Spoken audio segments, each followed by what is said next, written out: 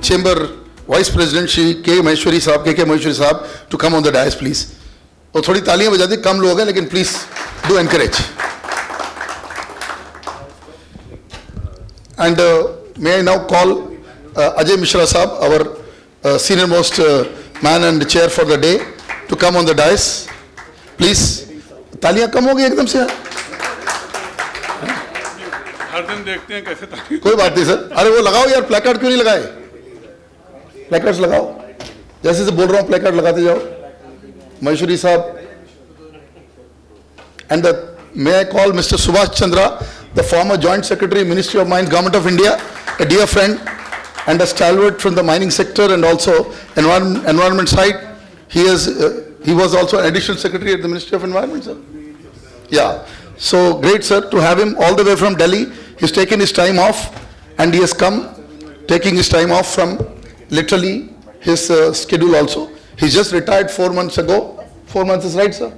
4 months ago from his government appointments, but he is still a man who understands things very deeply, what's happened. So he is amongst us. We are lucky here at FTCCI and for both REPA that he is amongst us. Please give once again a big hand to him. Then we have our very dear friend. Actually, after meeting him, I have been astounded by the kind of work he is into. He's one of the topmost scientists India has a brain in the area of fusing in how to do application and bring things into action, basically from both renewable side and also from critical minerals and REE side. And it's Mr. Balasubramaniam, Director for NFTDC. May I request Mr. Balasubramaniam, please join us on the dais, sir. भाई ये ताली बहुत जोर से बजनी चाहिए. He should be actually encouraged very strongly.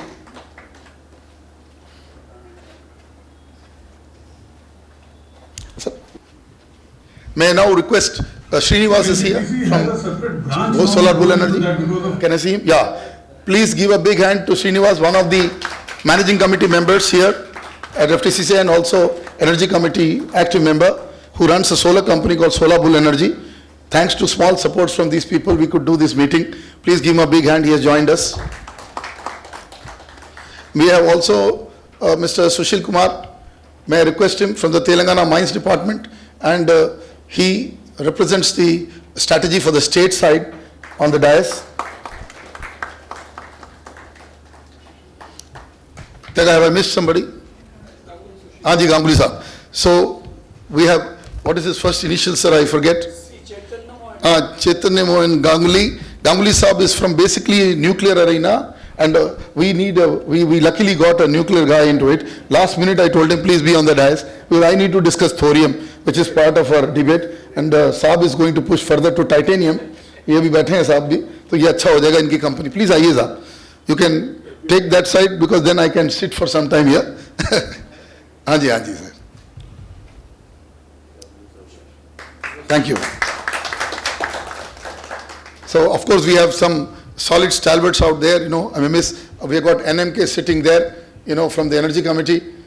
We have our gentleman from NMDC. Can I have a big hand here? NMDC represented here. Surya Jedigunta is another star, here. And definitely Vijaya Nadella incidentally joined. She was in a tough situation. I came last time and she is our first fellow at REPA for full fellow. We have honorary fellows, but she's our full fellow in integrating AI and renewable energy.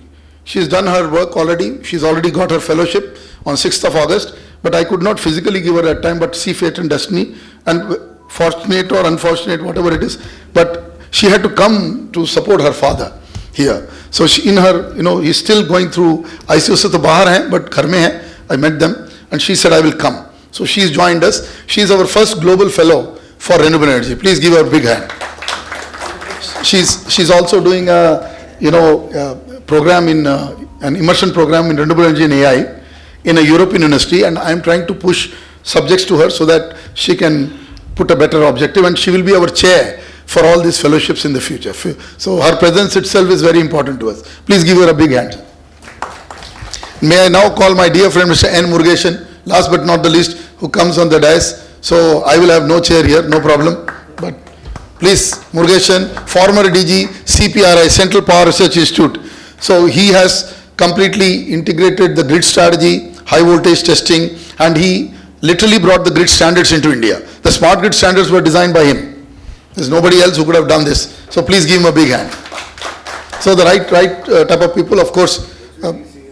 Yeah, and we have Sanjay Gadale here. He's another great man, Both Kirloskar and other thing, dear friend of mine, very active. He says, Professor, you should tell me a little bit in advance of such programs, so that I have a lot of people who wish to come here. So next time, hum aur usko acha karenge. We have PVS and Murthy. Murthy is a stalwart. He's part of our Anasha Foundation for a long time, and he was in Alstom, and then he became a vice president with Voith. Voith is a world leader in hydro. It is belonging to the family of this hydropower people itself, because the turbines are named, Pelton and Francis, they are named from the family of Voith actually.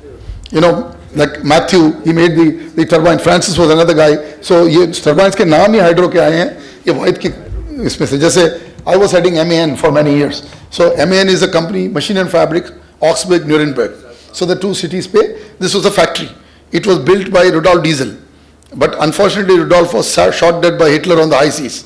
So after he was shot dead, who took it over? So somehow the plant continued until we got another great man, Gustavo Pilstick, was born post-World War II. He took this company further up. So it was Rudolf Diesel and Pilstick who established MAN in a big way. And Pilstick was a factory in Saint-Denis in France.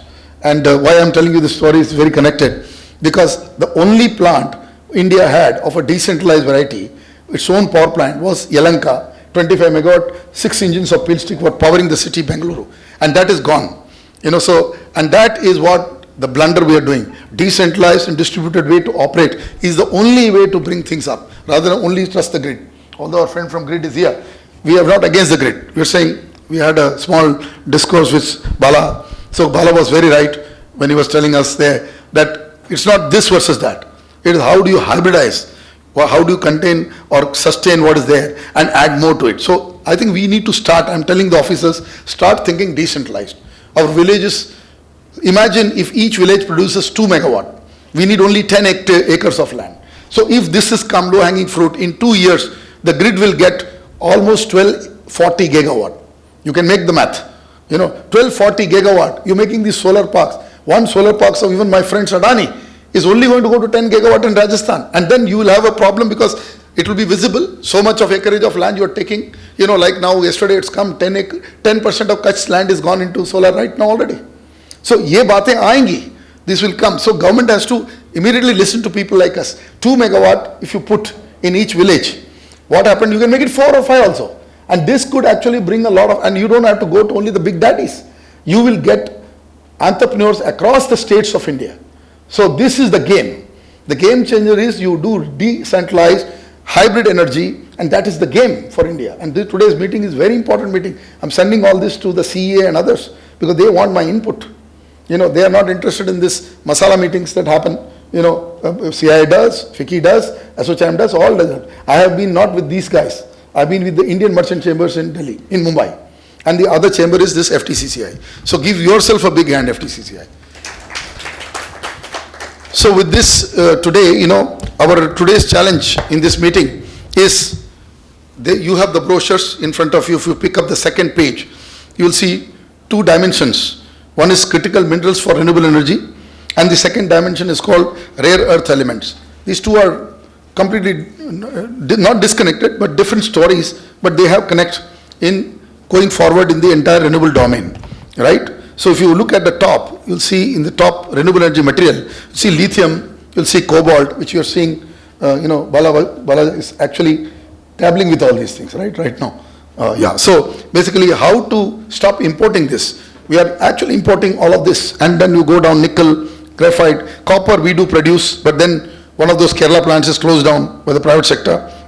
But we are now we have a challenge for copper itself. The growing demand in electricity sector is actually going to push up more imports of copper as well.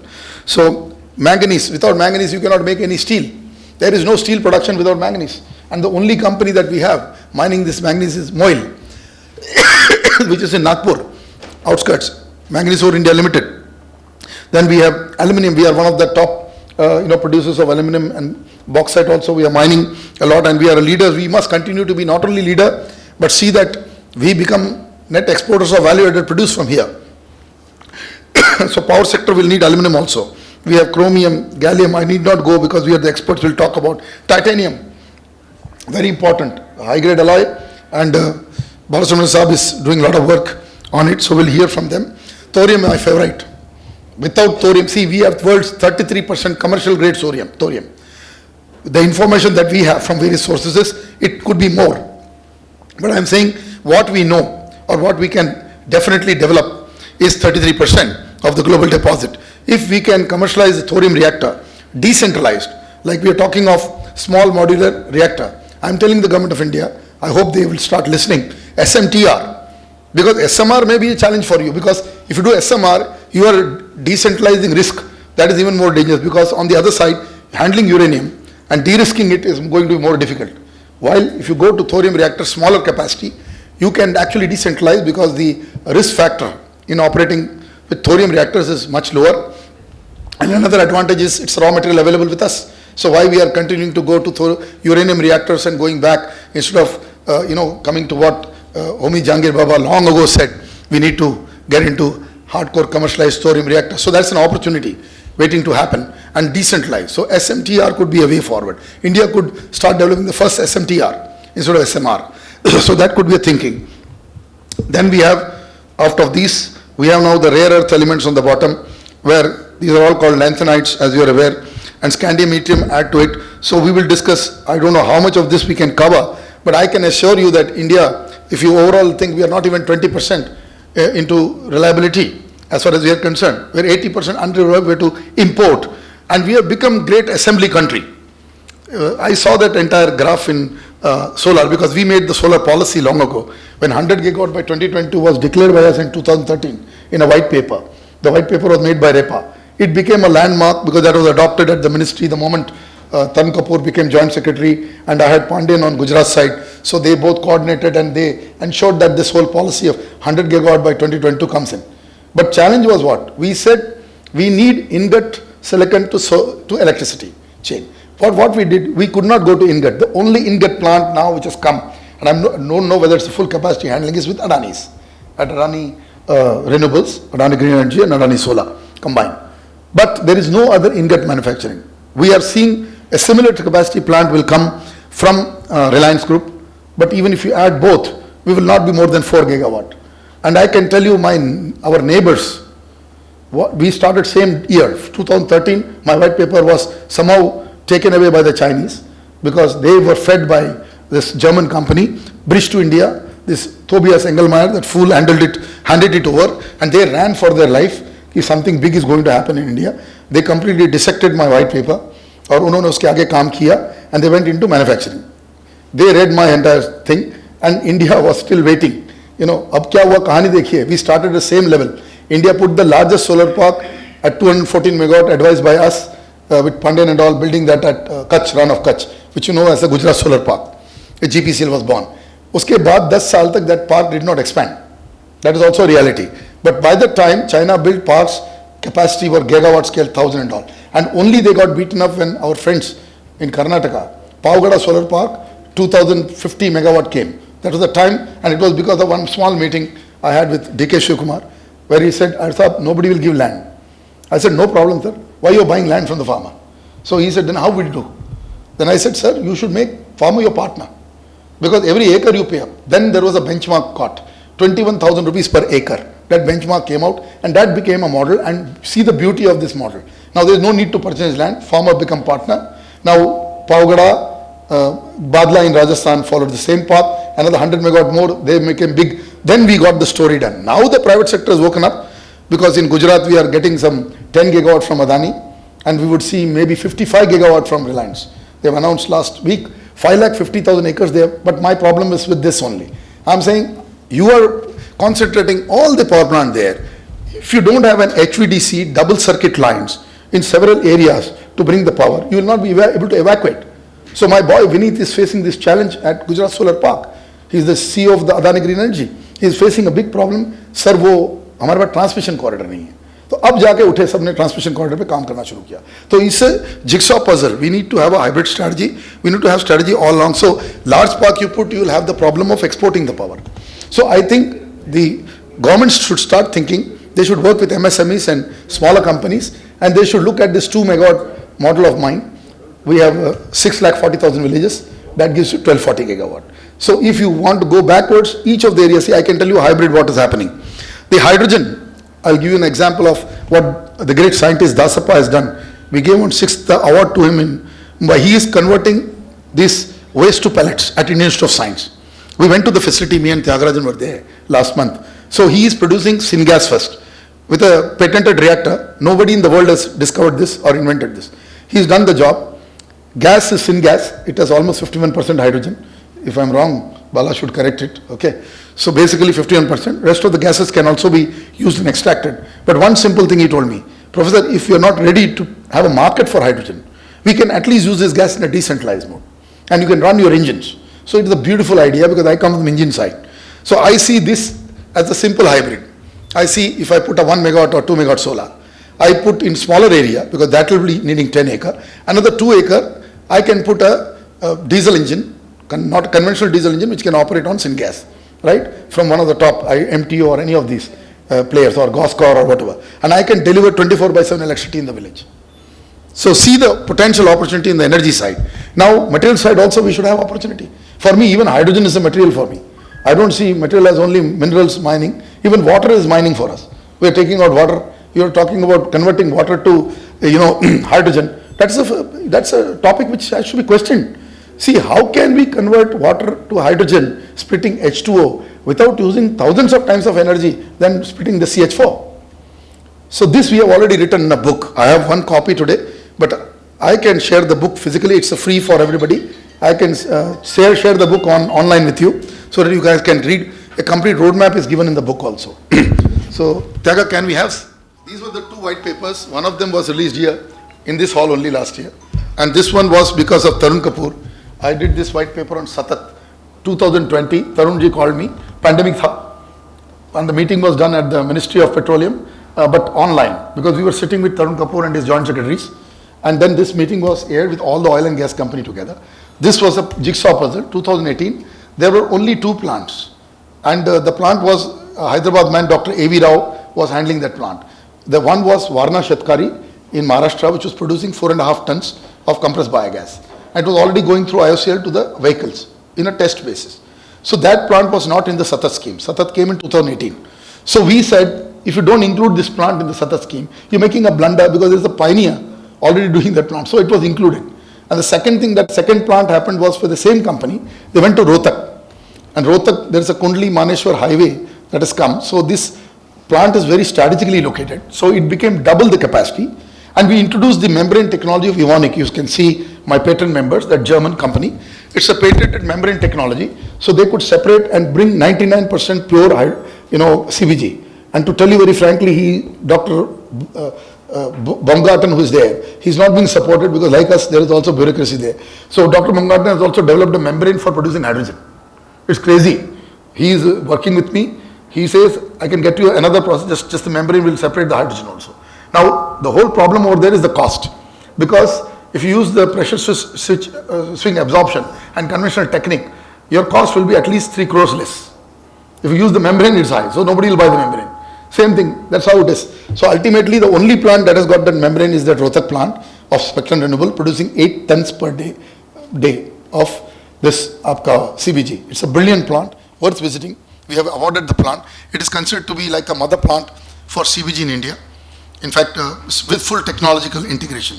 So CBG is also a success. But the second problem in CBG is, what do you do with the waste?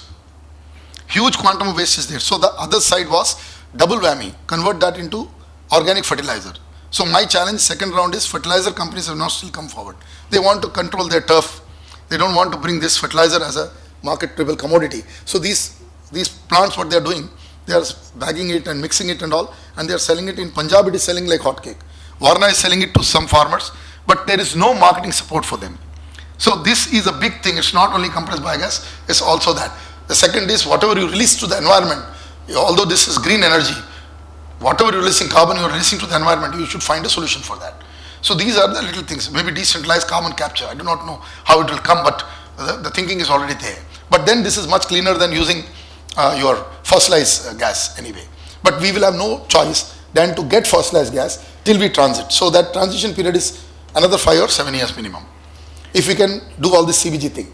So these challenges exist for us all around. So I've just given you a small overview of it, and I think we'll discuss, we'll ask each expert over here what they feel and in their area how they can go forward. Before that, may I request Daga, do you have any lighting of the lamp happening? Yeah, that's what I was waiting for. So I was spending my time so that you guys do it. Today all have gone Ori, no problem. So we'll continue the discourse, sir. So I will start with the renewable side because there's only one man who's fully, and two people on the renewable side rather, Mishra Saab from the government and our Murugeshan who fought things out. So we'll convert into panel discussion so it's easy. So if anybody wants to butt in also, please come. Make it exciting. Video is going on. Okay. Mishra Saab, my first question to you, you were in the government. You achieved a lot of immediate success at the time in rooftops and also the solar decentralized. So, and then I think that time when you came 2018 to Gujarat, you also received the award and you were one of the stars, at that juncture. So I say you went decentralized other than the big. So I want you to push an idea into this. How does decentralized way of working enable both power sector, renewable sector and also probably the mining sector also? Thank you, Professor Iyer Saab. First, I'll start with decentralized renewable energy sector, where I was part of whatever was done here at that time. Just for information of few people who may not be fully aware of the statistics, in 2017-18, for 10 months, Telangana was #1 state in solar commissioned capacity. It was not my doing, first of all. I pursued whatever targets were given and all that, but it was the vision and the strategy of the then Chief Minister. Pushed solar at the right time. So that was one. It was done in a decentralized fashion. That I'll come in 1 minute. Second thing which Telangana got known at that time was rooftop solar.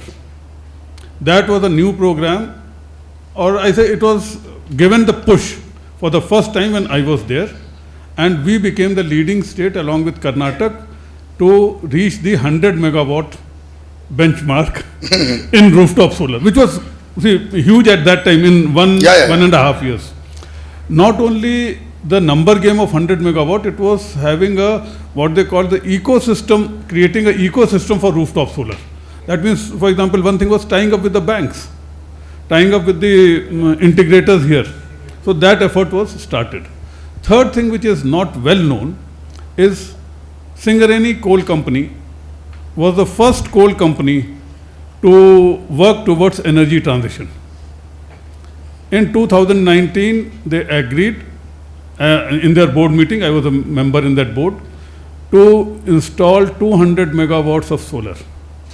First coal company to do that. After that, now other Coal India and other bigger companies are doing it on a much bigger scale because they have waste land which they cannot use for any other purpose.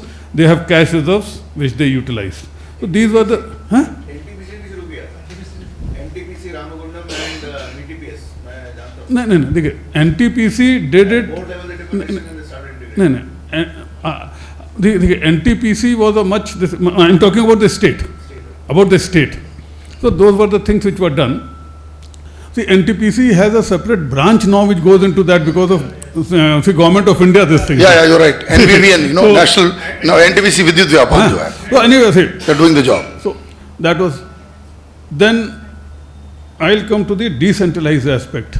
Here, why we were able to achieve faster. Because in 2014 and 15, 3,500 megawatt worth of solar projects were bidded out, auction. And 3,500, there was no solar park. There were 120 projects for 3,500 megawatt. Right. Number game you can all see, go into the average. But then more than 100 megawatt were only 2 projects. One was about 120 something and one was 155 or 160. All others were less than 100, and many were in the range of 20 to 50 megawatt. How it was done? I'll say area-wise, the transmission and other capacity, infrastructure capacity of the electricity department, the requirement of energy in that, the unmet requirement of energy, because 2014, some of you may remember, we used to have weekly holidays for the industry here. Power cut also, weekly power cuts. So, and see, urban areas also we used to have many power cuts, rural areas were left to God, as I said. So, in that scenario, see, all this was being attempted. So, the unmet requirement of the area, the infrastructure which was lying idle, so accordingly, proportionately, these for different areas, different capacity of solar was bidded out in 120 projects. So, see, our work was more at the government level, at the bureaucratic level. See, I had to pursue with 120 people which project is at which stage. And then there was a challenge because the rates were coming down. So the private players who had got the contract, they wanted to delay it because to get the benefit of it. Nothing against that. So that was the challenge with 120. Suppose it was 3 solar parks, you pursue with 3 people, 3 companies, job becomes easy. So my point is decentralized approach requires more effort, which many a times government of the day may not be willing to put in because they go by number game. For some reasons, there was a lull after that. After 2018, no new projects were sanctioned except Singareni and some very small projects.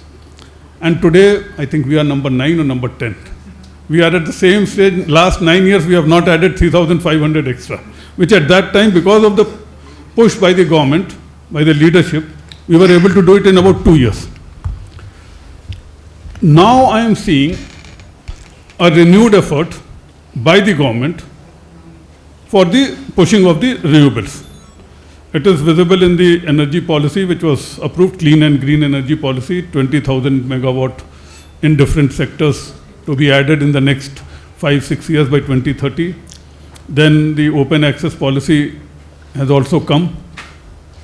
There are question marks to what is included in the policy, what is not included, and to the level at which it will be implemented. But then there is a push.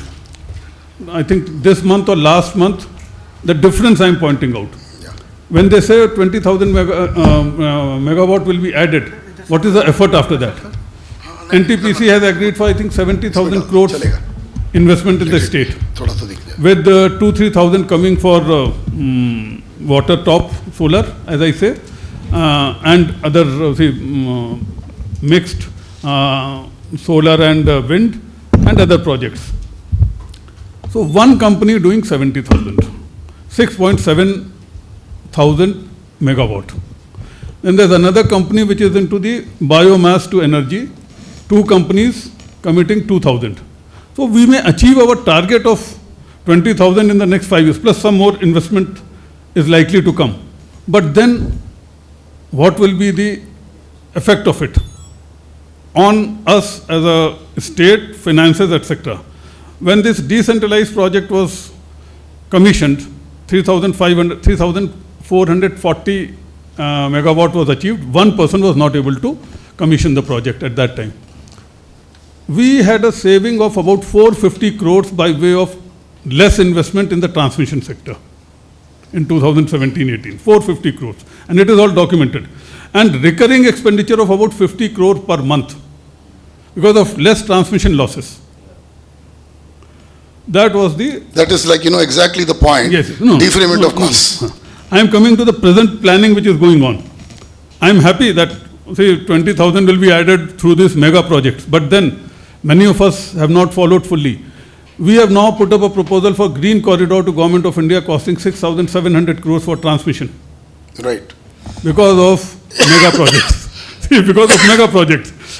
It could have been, see, some would be required, see, because cutting across the states when we are this thing. But then, if it was decentralized, the 6,700 crores may have been 4,000 or 3,500, it is anyone's guess. So this is my elaboration of the decentralized way in which we could have gone. Karnataka followed our model. In 2018, they announced the policy of 25 megawatt for each taluk. Yeah. How much they've been able to do it, I've not followed. But then they copied from us. Not in that scientific way of gap of the consumption and the infrastructure created, etc. I'll come to the rare elements and the critical minerals. Right, sir. At one level, I'll say, as per statistics, very few of you may be knowing India has the 5th largest reserve of rare elements. Correct, 5th largest. Correct.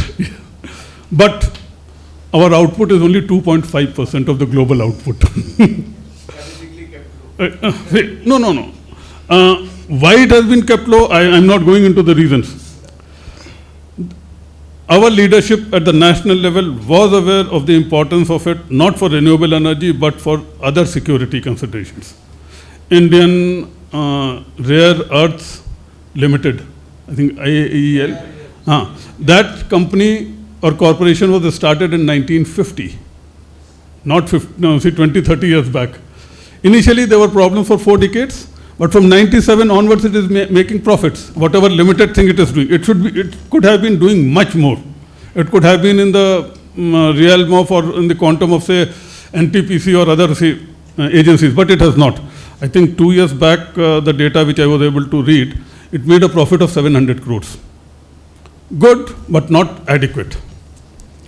Why today we are like this conference is very timely. Because now, not only security by way of defense and allied sectors, atomic energy and other things, but energy. We have a target. EVs. Huh? EV. Yes, EVs. We have seen during the last 1.5 years, disruption of the supply chain in whatever form, how much it is affecting our supply of motor vehicles itself. Plus, the geopolitics, the way it is developing. Whom to believe for how much time, we are not sure. This is the point. So, in that context, but I will give it to the credit of Government of India. They have realized it. They have started working in their own way for that. National Critical Minerals Mission. अभी आई है बिल्कुल. This year it has. अभी. Wait. No. That's what I'm saying. That's what I'm repeating. Timing of this conference. That was Government of India also waking up to it that Rare Earths Limited will not be able to perform up to the job required. So a mission mode has been put. Yes. And then a specialized cell is to be created and other things. And the way it has started, and now it is a geological survey, not with the Atomic Energy Department. Earlier, the Rare Elements Limited was in Atomic Energy Department. Now it is with Geological Survey. In last 1 year, Geological Survey has done few explorations. They have taken projects more than 1,000.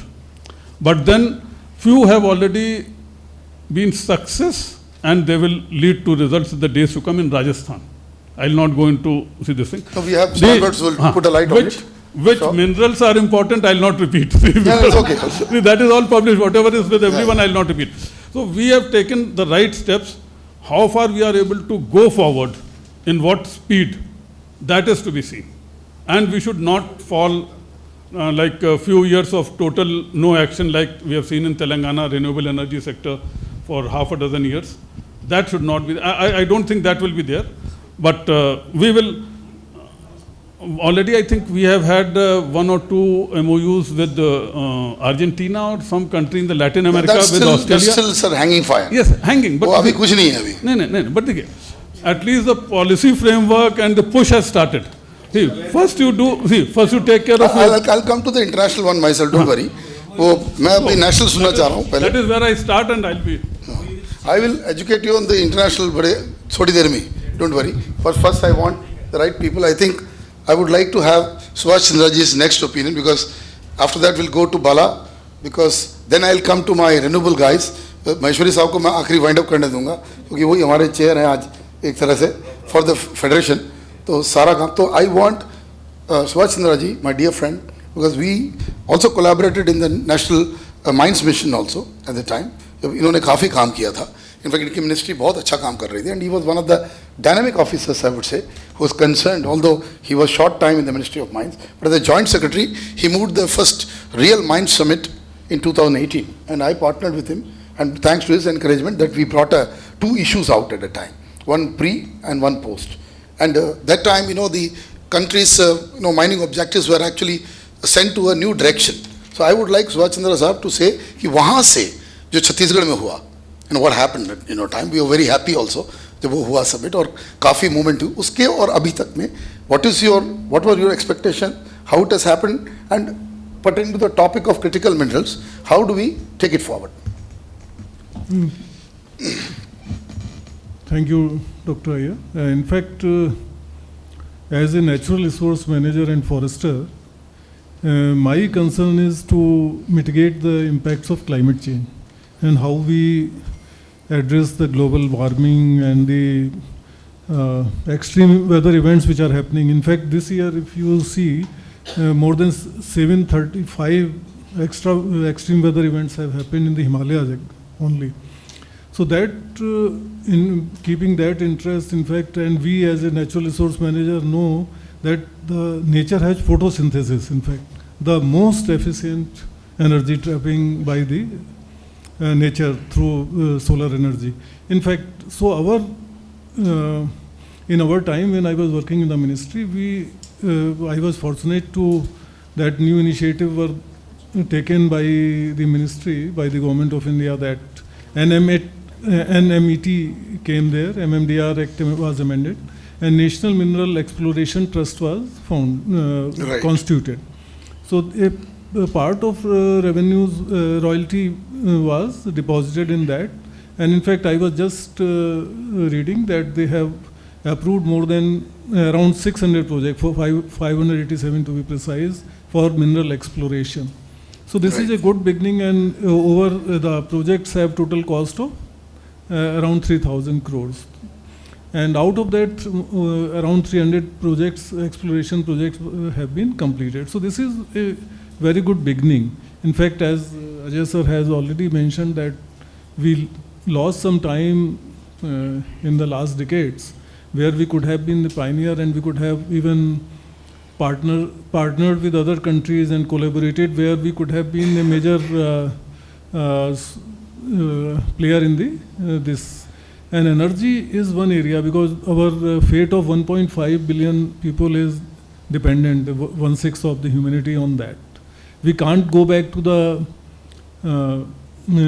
historical previous age when I was just yesterday I was watching the movie, famous movie Castaway. So the Tom Hanks was trying to ignite fire by rubbing through the wood and bamboo. So it was just by coincidence I yesterday was watching that movie after even second, third time, because it excites me when I am alone what I will do. So we can't go back to that. So energy security is one of the most serious concerns of administrators, policy planners, government, and those who are associated with that. In fact, the ministry has a limited role, because they can only make some good policies and try to invite industries and the specialists to work on that, so that we can. But that environment, I think, has not come to optimal shape. We feel that industry and our research institutions should have been more forthcoming in this, and they have partnered in this exploration, collaborations with major players in the world, so that the complexities of the global we can say politics, or the what is happening dynamics, that would not have impacted India in such a way. So still there is a scope when we can have a lot of players in our country. And like we have discussed with solar, hydro, hydrogen, so we cannot depend on one energy per se. renewable is the ultimate, we can say, goal, so that it makes the major part of the basket of energy. But at the same time, we have to see that we are not over dependent on one of that. There are CBG from and other options. They can also be combined with this, but we can't. In fact, spare more time in this. There is very much urgency. In fact, if I quote this from through the looking glasses of Lewis Carroll, where the Red Queen says, it takes a lot of efforts to stay at the same place. And Right. If we want to go somewhere else, we have to do at least twice that speed. So,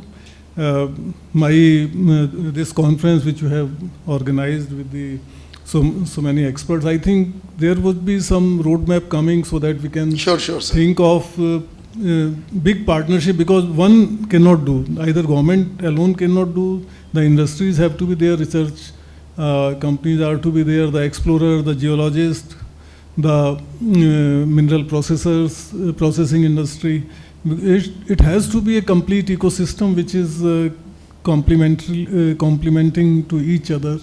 That is, I think, I am more excited because I see that it will save our natural resources. We can tackle the climate change, especially the impacts which have been very devastating this year in the Himalayan states. So I think that at this moment I will stop. Wonderful. Thank you. Oh, you know, yeah, sure. One query I have at this moment. Is it possible, because this is, you're talking at the impact based on the recovery of rare earth materials through the mining activity. Climate change comes in at a much later date.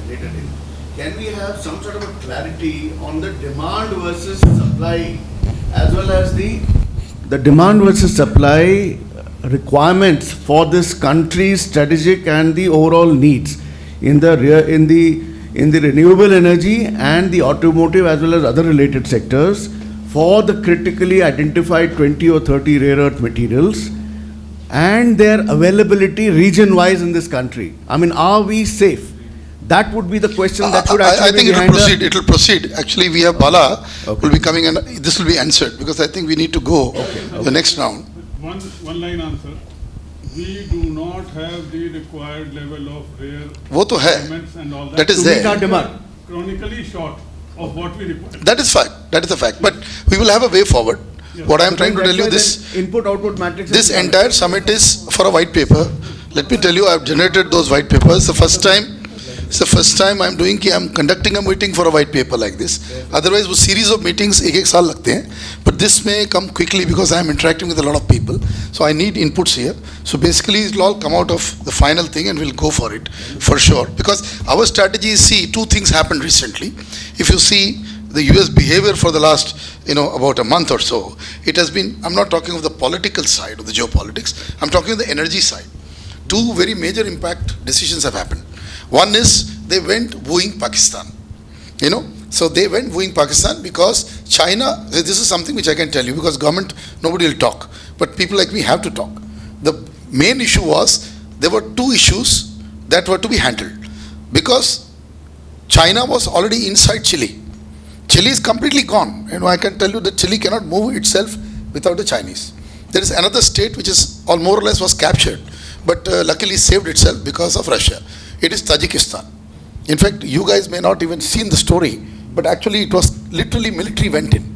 The Chinese PLA was inside, and few years back then, this guy Putin was given an SOS by the president because they did not return a loan, and it was all related to this mining and other issues.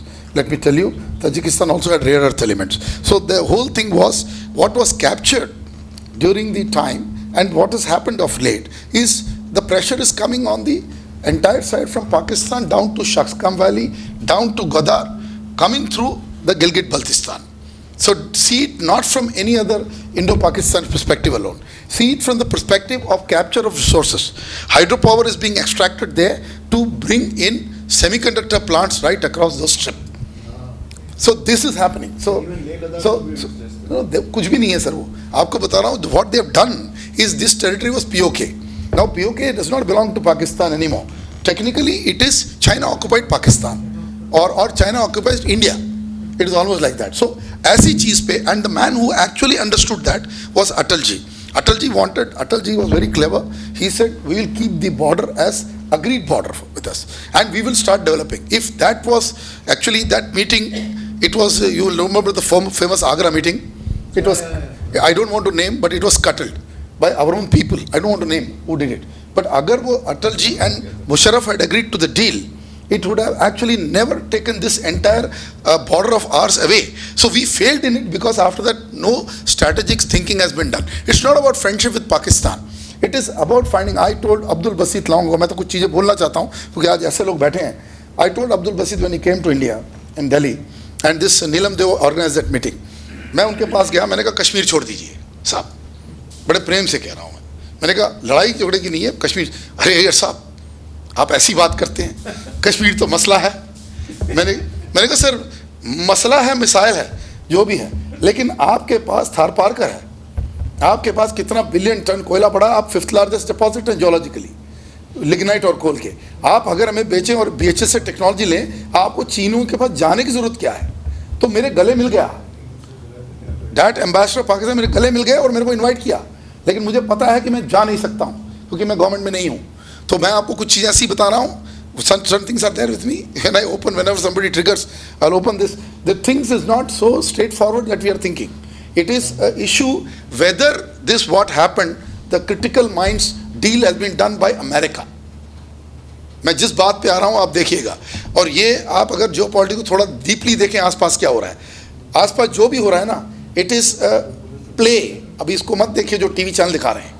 What is happening around you is a play of fight happening in Asia between China and USA.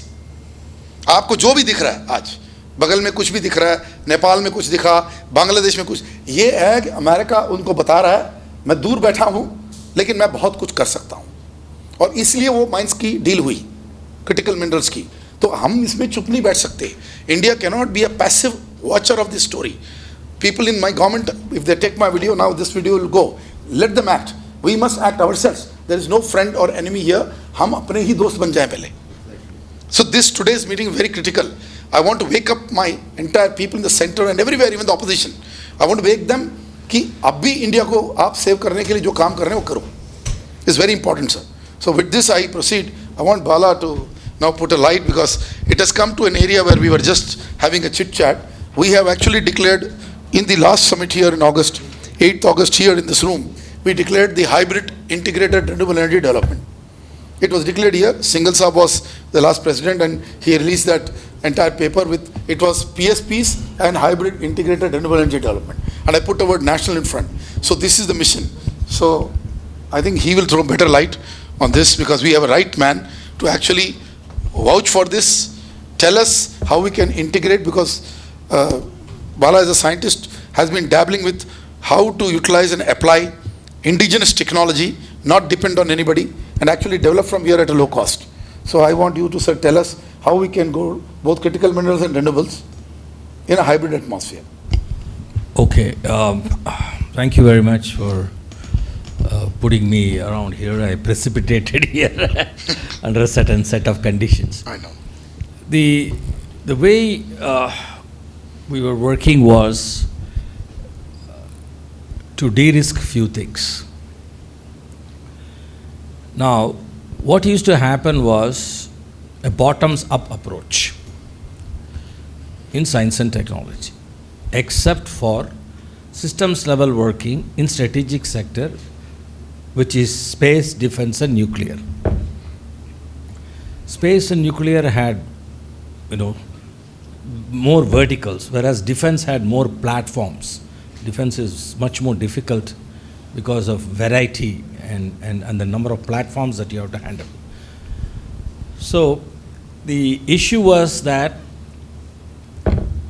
between these three, space and defense had too many critical materials to handle, whereas in nuclear energy side, they had a lot of things which they should not, which contaminates their system. They keep away from it. For example, even hafnium is kept away from zirconium. A lot of effort is taken to take it away. So, on the other hand, we have to deal with about 30% of the periodic table, right? Like that. Now, when you do bottoms up, what happens is, you start from what is available and say, I will extract this, I will do this, I will do that, etc., etc. So, you get into catch-22 situations. What is a catch-22 situation? You will get stuck with finance guys. They say, now what is your demand? You say, not much, this much, Ti-64 for aerospace, I need in-kernel superalloy, this much, blah, blah, blah, all those things, etc. Okay, if you have to develop all these things, how much are you going to spend? X number of crores. They say you are spending 40 times, 50 times what you are, or 100 times what you are going to import. Well, it's available. What is the problem? So that's the first catch-22. So the capability itself gets killed. Correct. So capability versus capacity debate. In this debate, capability is non-negotiable. Exactly.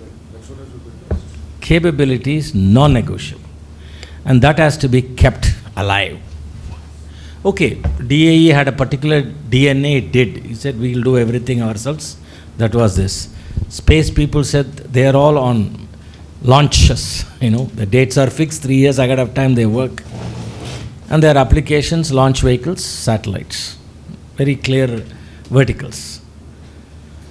Right, so launch vehicle was delayed, but they didn't want to delay the other two, as a policy I'm saying. Yeah. So we went to Ariane, we went to Russians, and we launched. So if satellites and applications could go, and therefore, and then what space did was they created work centers across the country. Right. And space and defense had project directors. There are what are called critical technologies which are developed, but a mission part of it is tightly identified. So there was a way of working.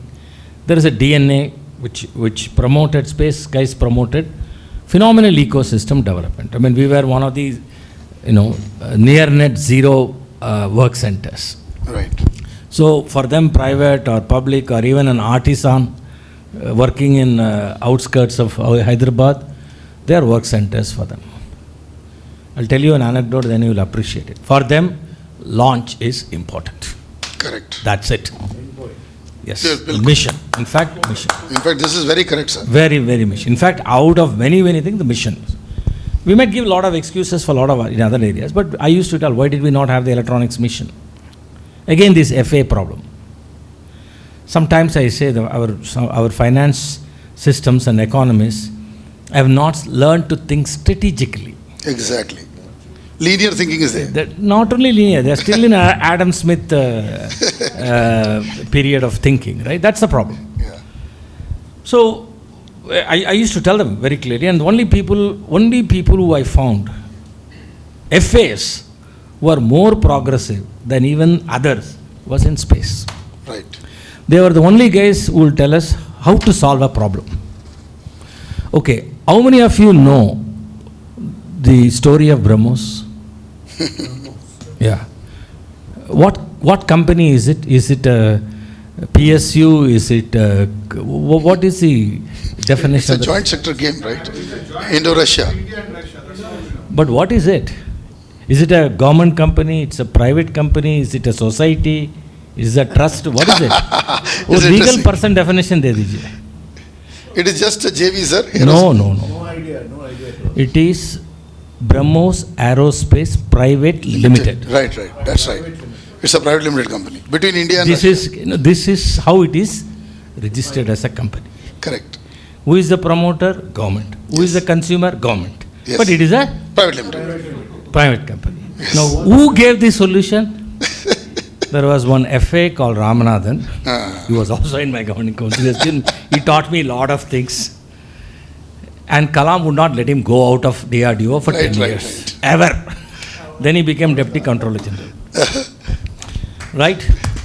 So what happened was, why I am saying is form follow. We need structures, right, to solve problems.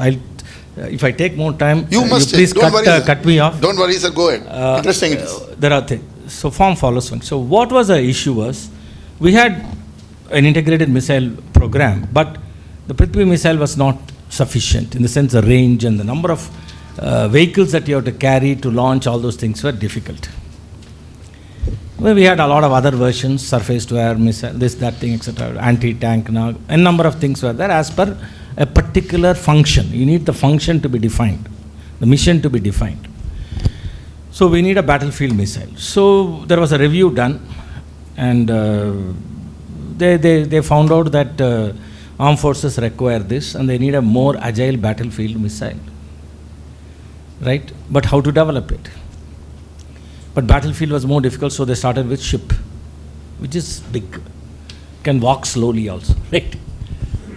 Right. So what happened? They said these are all the technologies, critical technologies that are missing. We have to fill the gap. So what do? Why don't we join hands with another country or a company and do it? So they went to Russia, and then they said we want this. And the Russians asked, where is it? You tell us how many missiles you want, we'll make and give you, we'll sell you. What is your problem? No, we have to make it. We don't mind a partner, but we have to make it. What will you bring to the table as a partner, as a technology? So it was Ramanathan who answered, we are the customer. If I don't place orders, there is no need to make a missile. Exactly. and we'll go to that country and government. Next was France. That is ready to accept our conditions. Right. Fine. But the Russians don't know how to set up companies, right? They do what? Very, very difficult. Right? So what had happened? A project called PJ-10 was created. I hope you don't put it out anywhere in the public domain, right? So Indian government gave a project to like one of us, like a laboratory. The Russian government gave it to that laboratory. And we had some X number has to be made. And the first one was a naval vessel. And armed forces said, after trials of these three, if it is successful, another 100 will be ordered or 50 will be ordered. So the order along with the advance comes. You see how a company's concept got created, because today we come with solutions and chase, can I sell this? Here a customer comes and says, it has to be made, I need a structure to make it. So it was brilliantly done, and that's how this thing, BrahMos is Brahmaputra and Moscow, two rivers. Yeah. Two rivers, and that's how they nomenclatured it and whatnot, etc. So it was done in our backyard, in Hyderabad. And a number of systems, so we all also gave these things. Then they said, okay, now we need to, then this army version wanted, right? So naval version is very big, very slow. Here we need little more agility and this and that. That's how the land version, army version came. And then the Air Force version came, whatnot, etc. Now we are even trying to see whether we can even make it so small that we can put it behind a truck and fire. Yes. So in other words, the nucleation and growth, you should nucleate systems. I think they'll look for drone versions as well. Yeah. Could be possible. See, already that is the NIRBHAR missile, right? So the point is that, see, the point what I'm trying to say is that you'll have all the elements, Yes. but you have to know the output. Correct. And you have to have a mission for that output. You do gap analysis first and start filling the gaps. Capability building is non-negotiable. Yes, non-negotiable. So what you do is that I have to reach it, but I can take strategic partners. I don't have to do everything myself. Right. This is it. One of the problems DAE had at that time was they were doing everything themselves. And somewhere in the middle they also realized that no, we have to push out a lot of things. We have to become a system integrator rather than design, integrate and test. Each system has their own DNA and it has its own strengths and weaknesses, right? So all these three suffered embargoes, and DAE suffered the most. Space suffered the least. Okay. So if you say who is a bad guy, dual use, I mean, you don't have to, space and nuclear, defense and nuclear have no other use there. They make destructive weapons and systems. There is no other go. We might say we have civil nuclear, and we will say that we have civil space systems and all. Defense has nothing to say, right? So they were all under embargoes, and after Pokhran it became very tight. Very, very bad. And that gave the impetus for I wouldn't call it indigenization. Can we work with what we have and work with what we get and still deliver the function? See, product or the output is not physical. We have to define the function it is supposed to do. That is why Palestinian things or Houthis can bring down $100 million in no time. Right? The function is defined. How you get there, you have to be innovative. Right. And you work with what you have. So Kalam one day told me in the night walks when we were going, you know, Bala, the best material for the aircraft is wood. Wood. Oh. It's the best composite material. No, you're all making it very complicated by saying carbon, composite, blah, blah, blah. Beautiful. Wood is the best. Right? Except that we don't want it to catch fire when the engine is there. Right. Other than that, it's fine. You separate the two, it's fine. And which is the next best material available to the humankind is the spider that we see on the corner, spider silk. Right.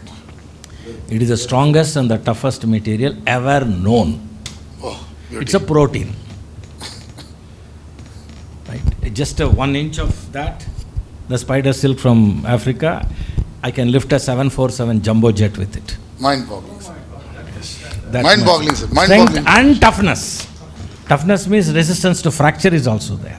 Fracture, crack propagation is also high. So these are all things. So we understand it, how it works. And now how to make more spider silk. We don't get more spiders, we just have to do the genome and understand how the proteins are created, and you have to create that protein in another way. Right? Right. That's what it is. So long story short, the first example what I told you is how form follows function. You have to give a structure. Now the BrahMos evolved, and finally they said, okay, finally they started Interandrum because the Caltech was with working with space, and they had a lot of machines, and they had more space in Kerala, which is very rare, and it was taken over. It was sick, and then it expanded. Now it's another one in Nagpur, whatnot, etc. Finally they said, okay, finally we registered it as BrahMos Aerospace Private Limited. Correct. Good example, So sir. anything is possible. Yes. All it requires is not vision. In government, we require brilliant, strategically thinking FAs. Exactly. Finance guys has to be with us. Paisa chahiye bhai. They have to be with us. Otherwise, that's what I keep telling lot of places in finance. These guys have. I'll tell you another this thing. There is an. Have you heard of non-equilibrium economics? Yes. Economics. We all only know Adams with equilibrium economics, supply demand. There was a Santa Fe Institute where brilliant people, many of them Nobel laureates, used to get together like this, and right, physicists, mathematicians, all kinds of scholars, and there were also some economists, and they were the they used to be made fun of. You can't handle big systems. You are still in equilibrium. Learn non-equilibrium and how big systems are analyzed, how non-linear things, small perturbation leads to catastrophe. You are not able to analyze it. That is what your geopolitics, your Trump tariffs, your one oil well bombed in Iraq can change the oil price here. Yes. These are all non-linear effects, right? So we have to fluctuations will give what we call as non-linear responses in a system, in a complex system. That's how we study complexity. Right. We study galaxies, how galaxies are formed, how galaxies are eaten, whatnot, n number of things we can do, fine. But physicists know it, mathematicians know it, right? What we are saying is, strategists, we need more strategic thinking rather than this equilibrium, array, what is your demand? Where do you need to set up the capability? The capability is set up because we understand how the fluctuations lead to catastrophes. And that is where these critical materials come. That actually goes to being able to handle what is known as cognitive dissonance. Yes. It's a part of your Okay, so when there is no storm in the sea, you have to think about these things, not when you have a meltdown. Right. Right? So that is her. See, these critical materials have non-linear effects. Exactly. Now the point is that if I tell you the cell phone will have some 30 magnets, some of them are not even 0.1 mm size, and if it is auto charging, all kinds of things you can say. Okay, that is what this Korea, Southeast Asian economy, some of them did it, all these things in display devices, whatnot, etc. But if you take a I was involved in the last 3 years to pilot the National Critical Minerals Mission. We were working in Ministry of Mines to push all these things. So the 7 pillars, it was created, and exploration. For the first time, I was a very strong advocate of saying that, look, encourage private sector and the states. Correct. This is right. Otherwise, it I was think tremendously this is encourage private sector. Without and private the states. sector, It does not. not happen. For that, you have to change the policies, you have to change the acts, do it. Second thing is stockpile. Third thing is go out of the country and ready to invest. For that, it is Yes. it has to make it facile. Bilkul. Freedom from FA. Yes. Okay. Yeah, no. So that is what it is. I did. And then recycle. Because then we came up with the concept of urban mine 20 years ago. Great. At that time, we never used to call it as critical materials or metals. We called it as technology metals. Correct. Now, 2011, you are calling it white paper. I moved what we call as a monograph note. They said make everything less than 10 pages. Nobody will read more than 9 pages. I said, I have 10 pages, first page is index. Okay. All right. So the point was that if you look bottom up, which is say we do research, we do this, that's not the answer. It won't work. Let us say we have to go to moon, or let us say I need Gaganyaan, I need a space station. That's it. Like that we have to define in this also. That is why I said it has to be a mission. Output-based planning of inputs. Get the ducks in the row. Exactly. So the word mission, I don't know how long I've been pushing for that word to get into this thing. Otherwise, they were only talking about an act, this, that. No, mission. Mission is very important. If you look at it, even other countries don't have the word mission in their critical materials, this thing, right? US had Inflation Reduction Act or something like that, Biden brought it. Right? So I was very adamant on the word mission for a long time, and when we had meetings and make presentations in PMO and all those things, we used to say that mission is important because we missed many things. We missed a lot of revolutions. If electronics mission had come earlier, we would be in a different place. And what was killed was, what is our requirement? It is very small. Why do you need to buy it? So, non-negotiable capability building means you have to spend money. Yes. Now, I would even ask, our IT sector did not spend their cognitive energies, even if they don't have to even get a Google done. But if they had done something in critical materials or something, it would have been great. See, Warren Buffett went and took out 1/4 of the supply of silver in the world and put it in a warehouse. Silver prices shot up. You have other issues. That's what I mean by fluctuations, non-linear systems, right? Why is silver at 1 lakh? It need not be at 1 lakh. It is artificially kept at 1 lakh. Okay. Let us leave that alone. Now let us come to the next. What is our strength? Let us go back to the Brahmosuri. Our strength is, we are consumption-based economy, market. Correct. Why are we giving away our market so easily without leveraging it? Exactly. If we are coming in here and to selling it to me, I have some conditions. I have placed the maximum number of aircraft orders with Boeing in its history. Correct. And today some chota fellows are going and putting some 150 planes or whatever it is. It makes a noise. But we placed the largest, Indigo plus Air India, I think, placed the largest ever orders together. Yes. And also with Airbus also. What did we leverage? Nothing. We never leveraged anything, right? Fine. Now what is our problem? Okay, let us say, now amongst these critical materials, we don't worry about EV. Heavens are not going to fall if we don't have electric vehicles for another 3 or 4 years. This is the most important point.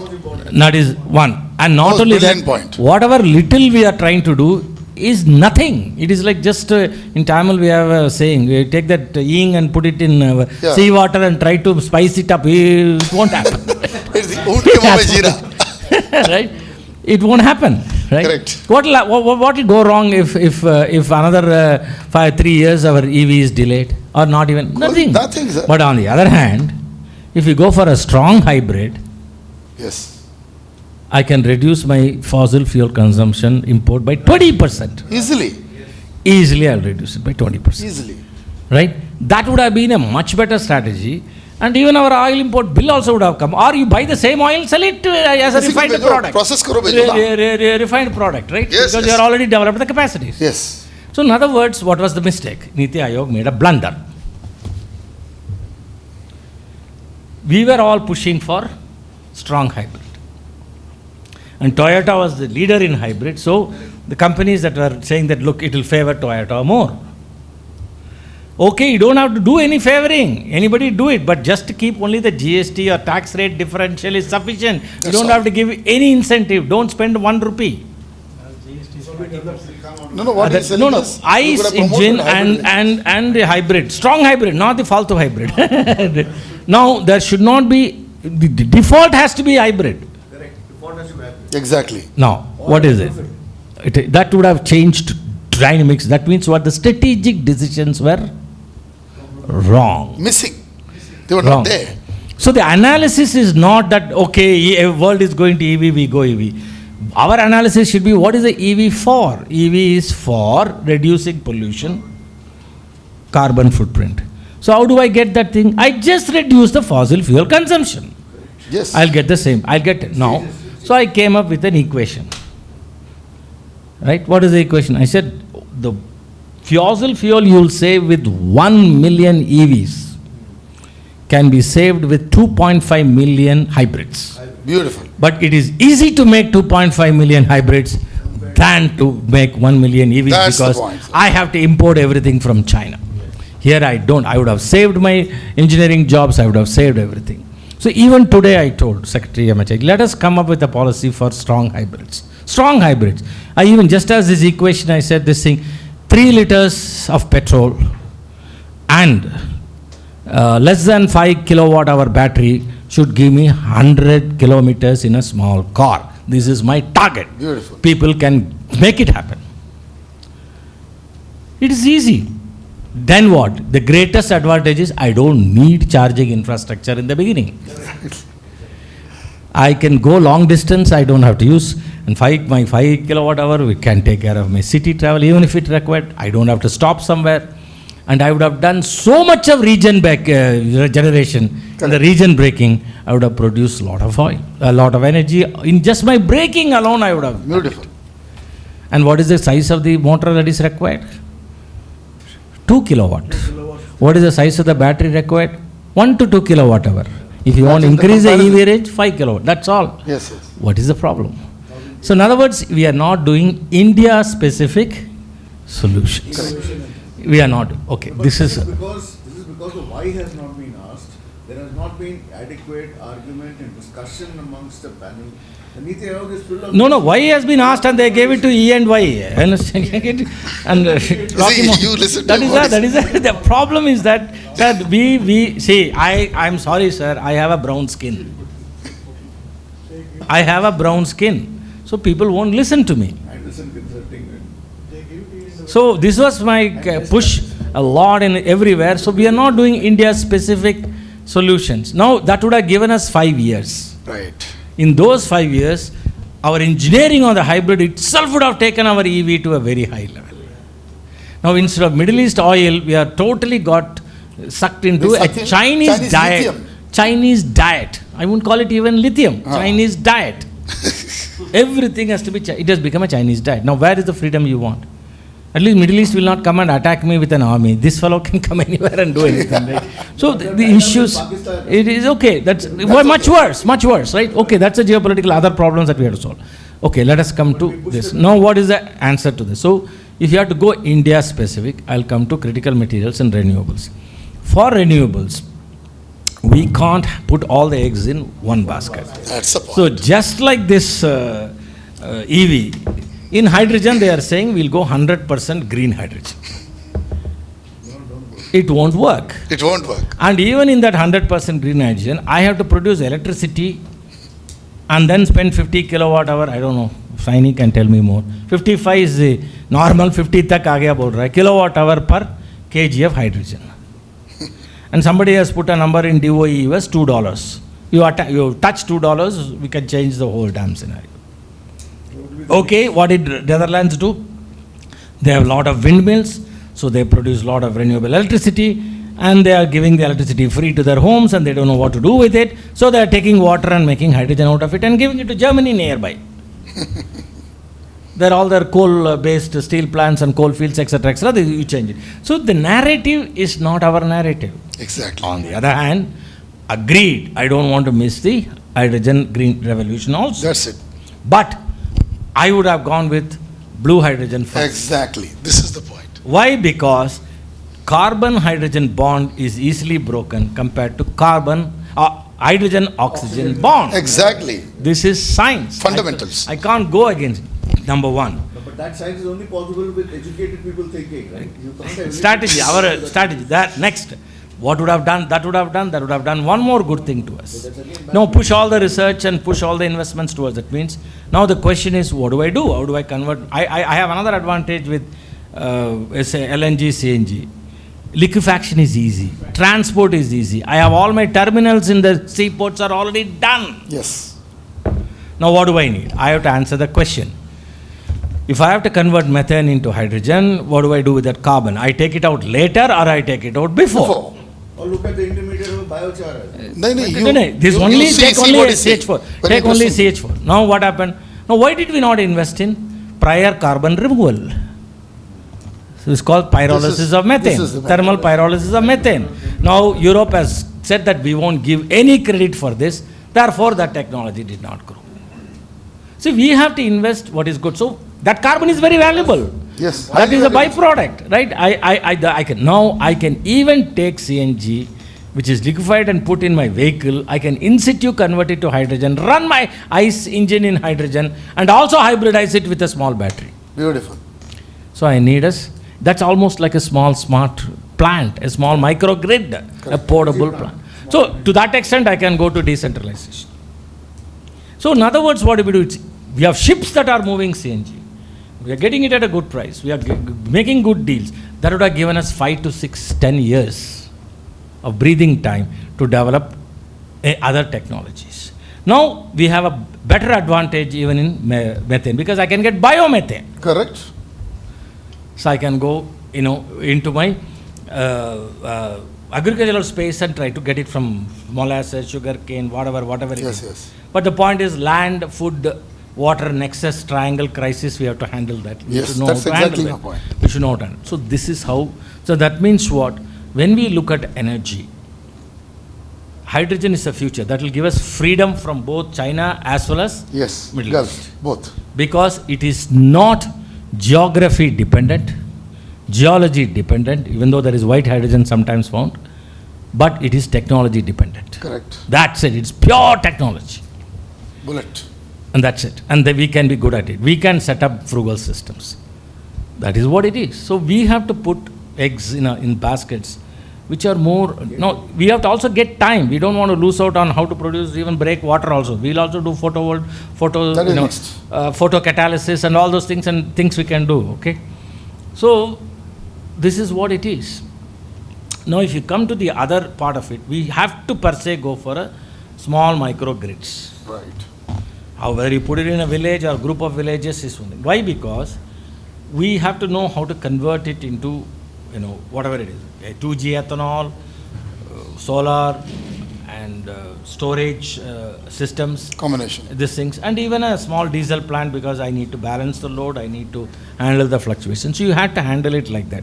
And it is not difficult. We can do great control systems also. We can do whatnot. I don't want to go to AI immediately. Even doing this itself, and if I add biomethane, pyrolysis, so my systems are becoming more complex, but let us address those things. There's nothing wrong in it.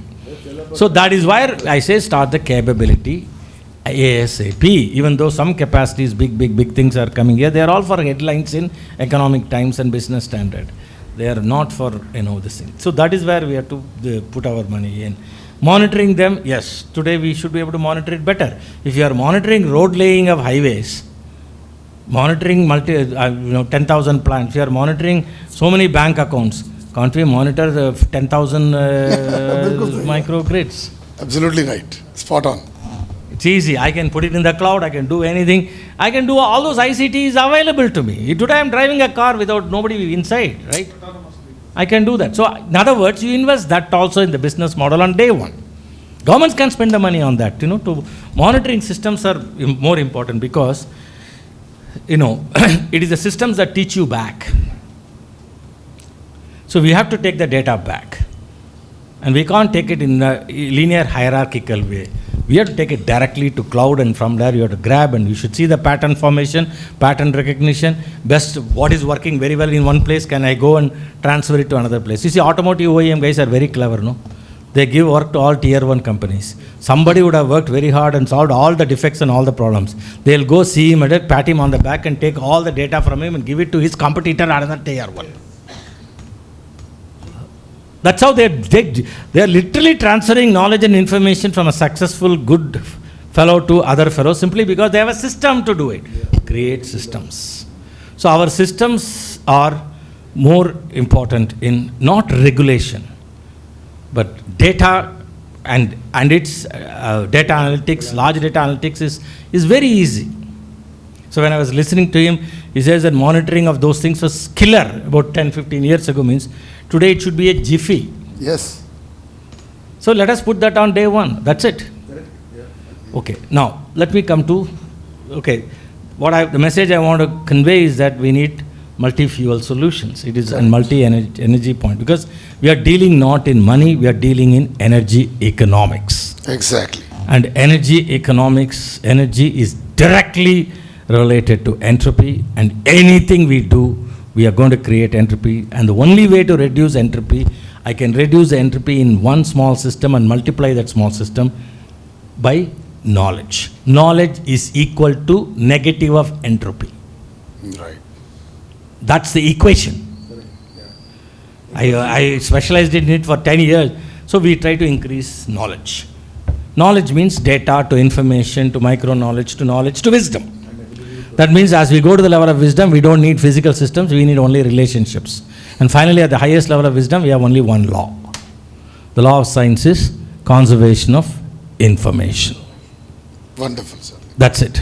Now, that is what we have to do. So in other words, I'll give you an example.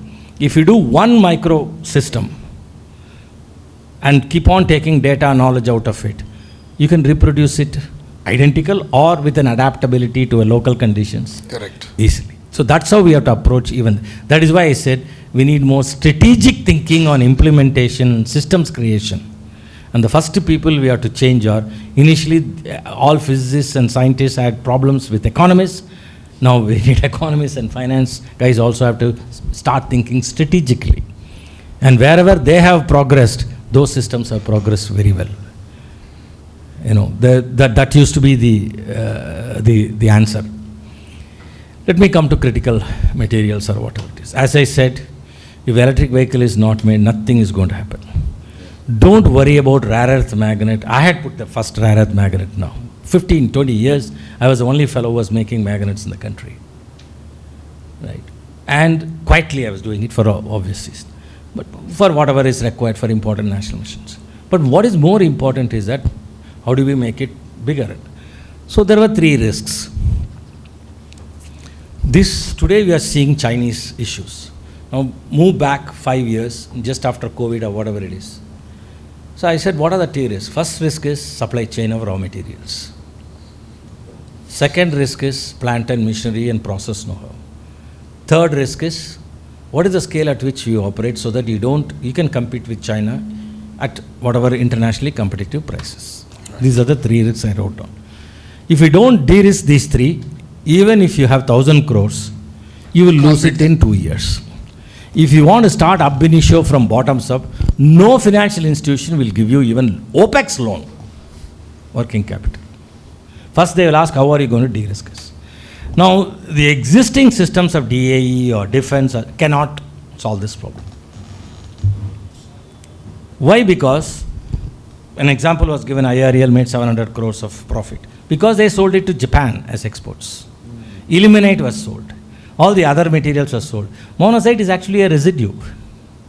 In that, thorium and uranium is even further down. So that means for want of that, they were handling all the other things. And for many years, they were throwing the rare earth chloride into sea because it is a waste for them. It was a waste, right? So because the concentration was how do I get my uranium and thorium, that is very strategically important. So from that, again, this thing, all these things the shift has to come, and the shift has to come much faster now. We have no choice. So in other words, what happens is, we have to see what we absolutely require, which is non-negotiable, and what we can live without and even postpone it. Now, if you look at very, very carefully, what we require are 8 to 10 critical metals only, which is required for our defense and space. Right. I need for my aircraft. All the things I need for my aircraft, all the things I need for my submarine, all the things I need for my these things. If you look at that, that is where our requirement was less, but it is, it can be easily imported. Now it is a problem.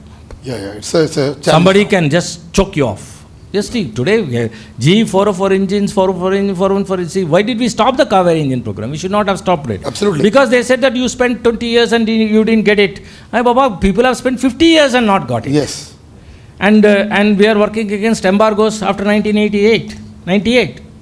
So, the issue is that choose the battles correctly. Don't choose wrong battles and fight. So what do I need?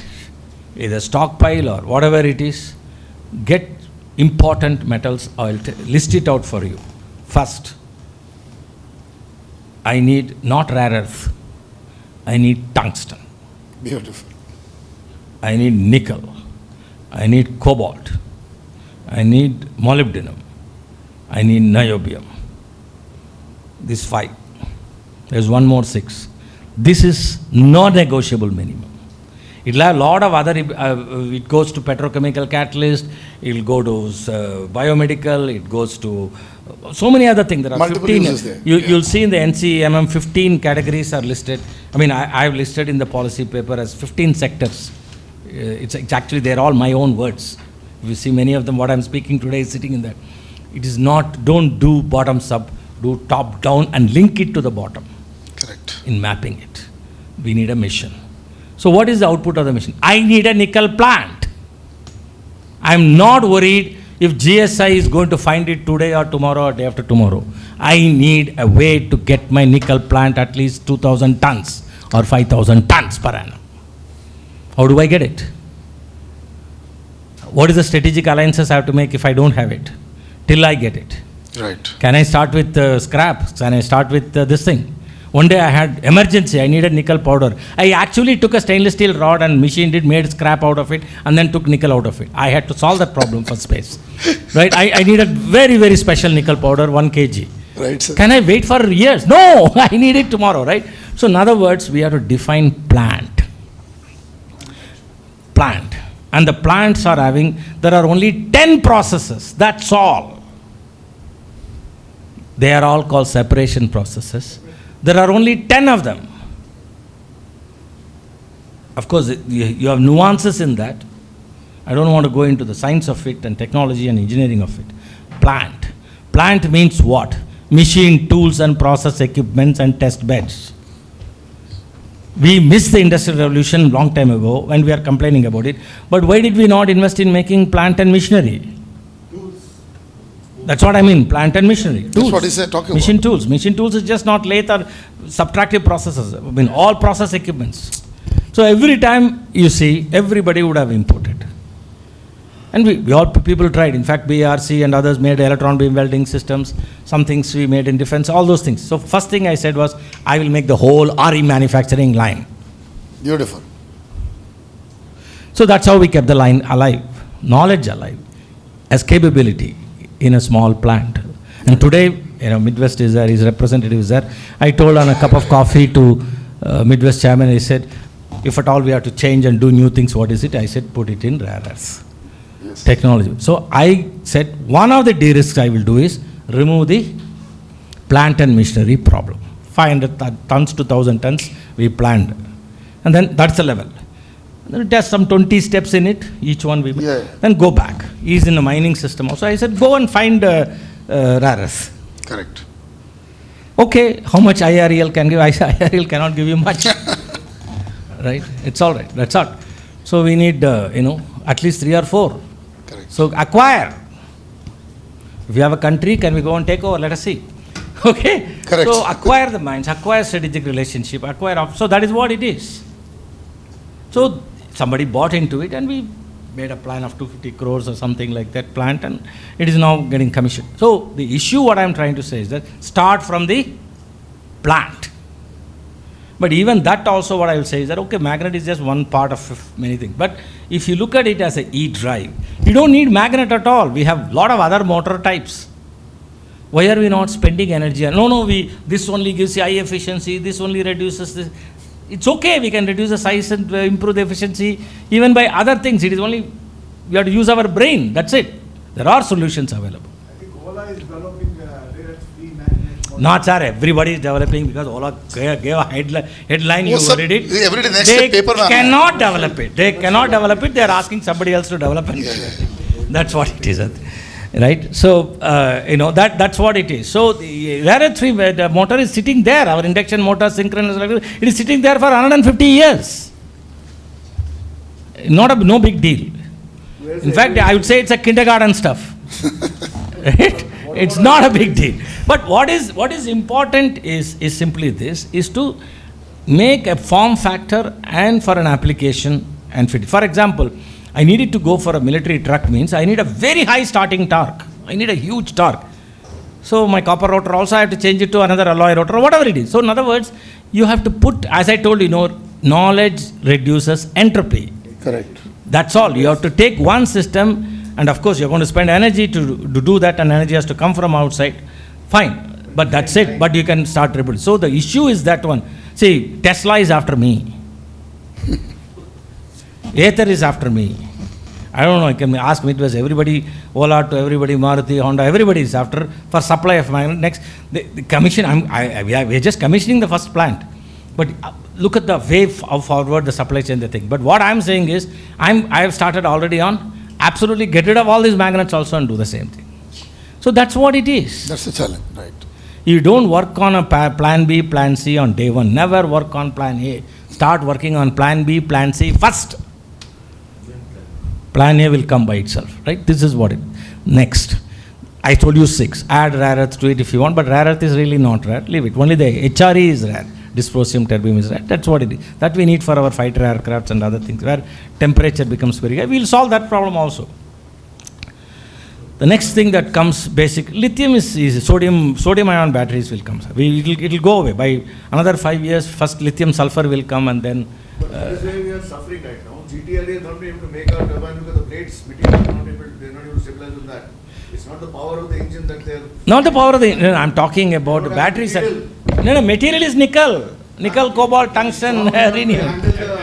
That is what it, the material is the key and certain critical, it is not that they have stopped 20 years ago, no. The program is again getting revived now. But what I mean is never stop the capability. It was a capability, right? It was stopped, and all the metals, and then they said, what nickel you can import it, tungsten you can import it, molybdenum you can import it, cobalt you can import it, everything you can import it, rhenium you can import it. And it's okay you are importing it, but that is okay, that keeps you, but where is your plan B? Sodium ion. No, you're jumping from aero engine to this, but what is your plan B? The problem is strategic thinking in finance, IFD is not happening. Plan B, they never put. Exactly. They never put.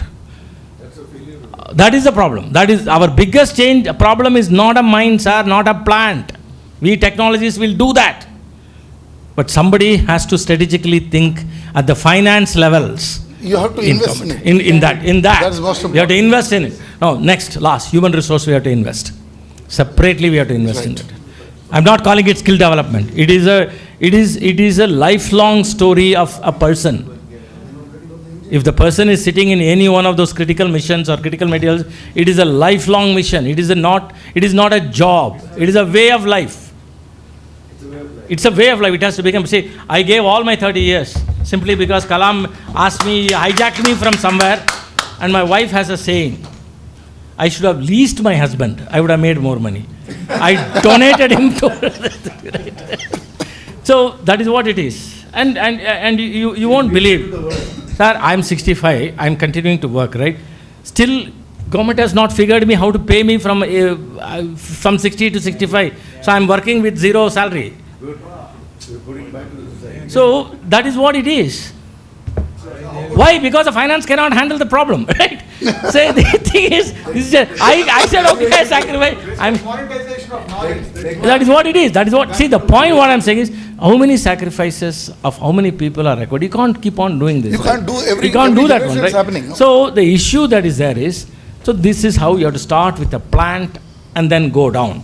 You may not have resources, we'll increase it. Now, last sentence I will put.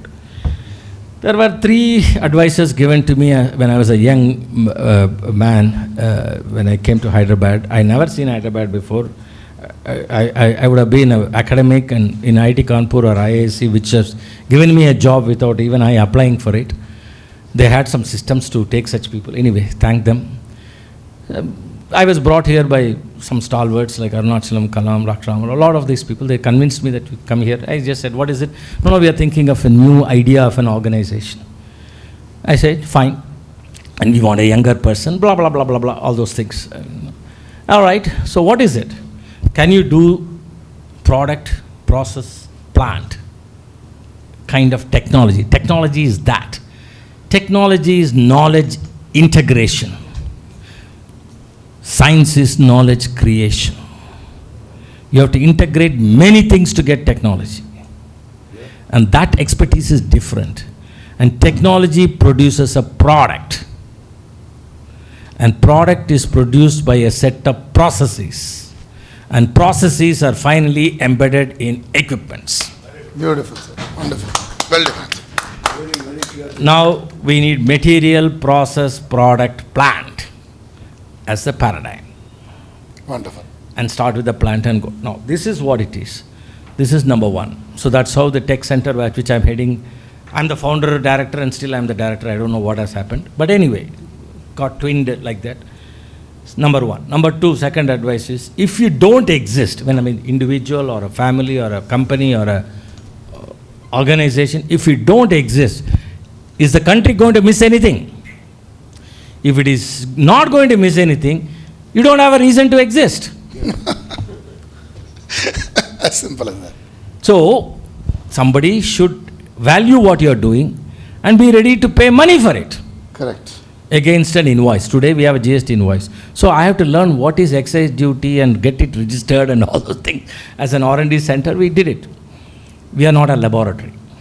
We are a technology center. So the first thing I said was, we need a metric to evaluate ourselves. Okay, we have to sell something and survive. That is okay, fine.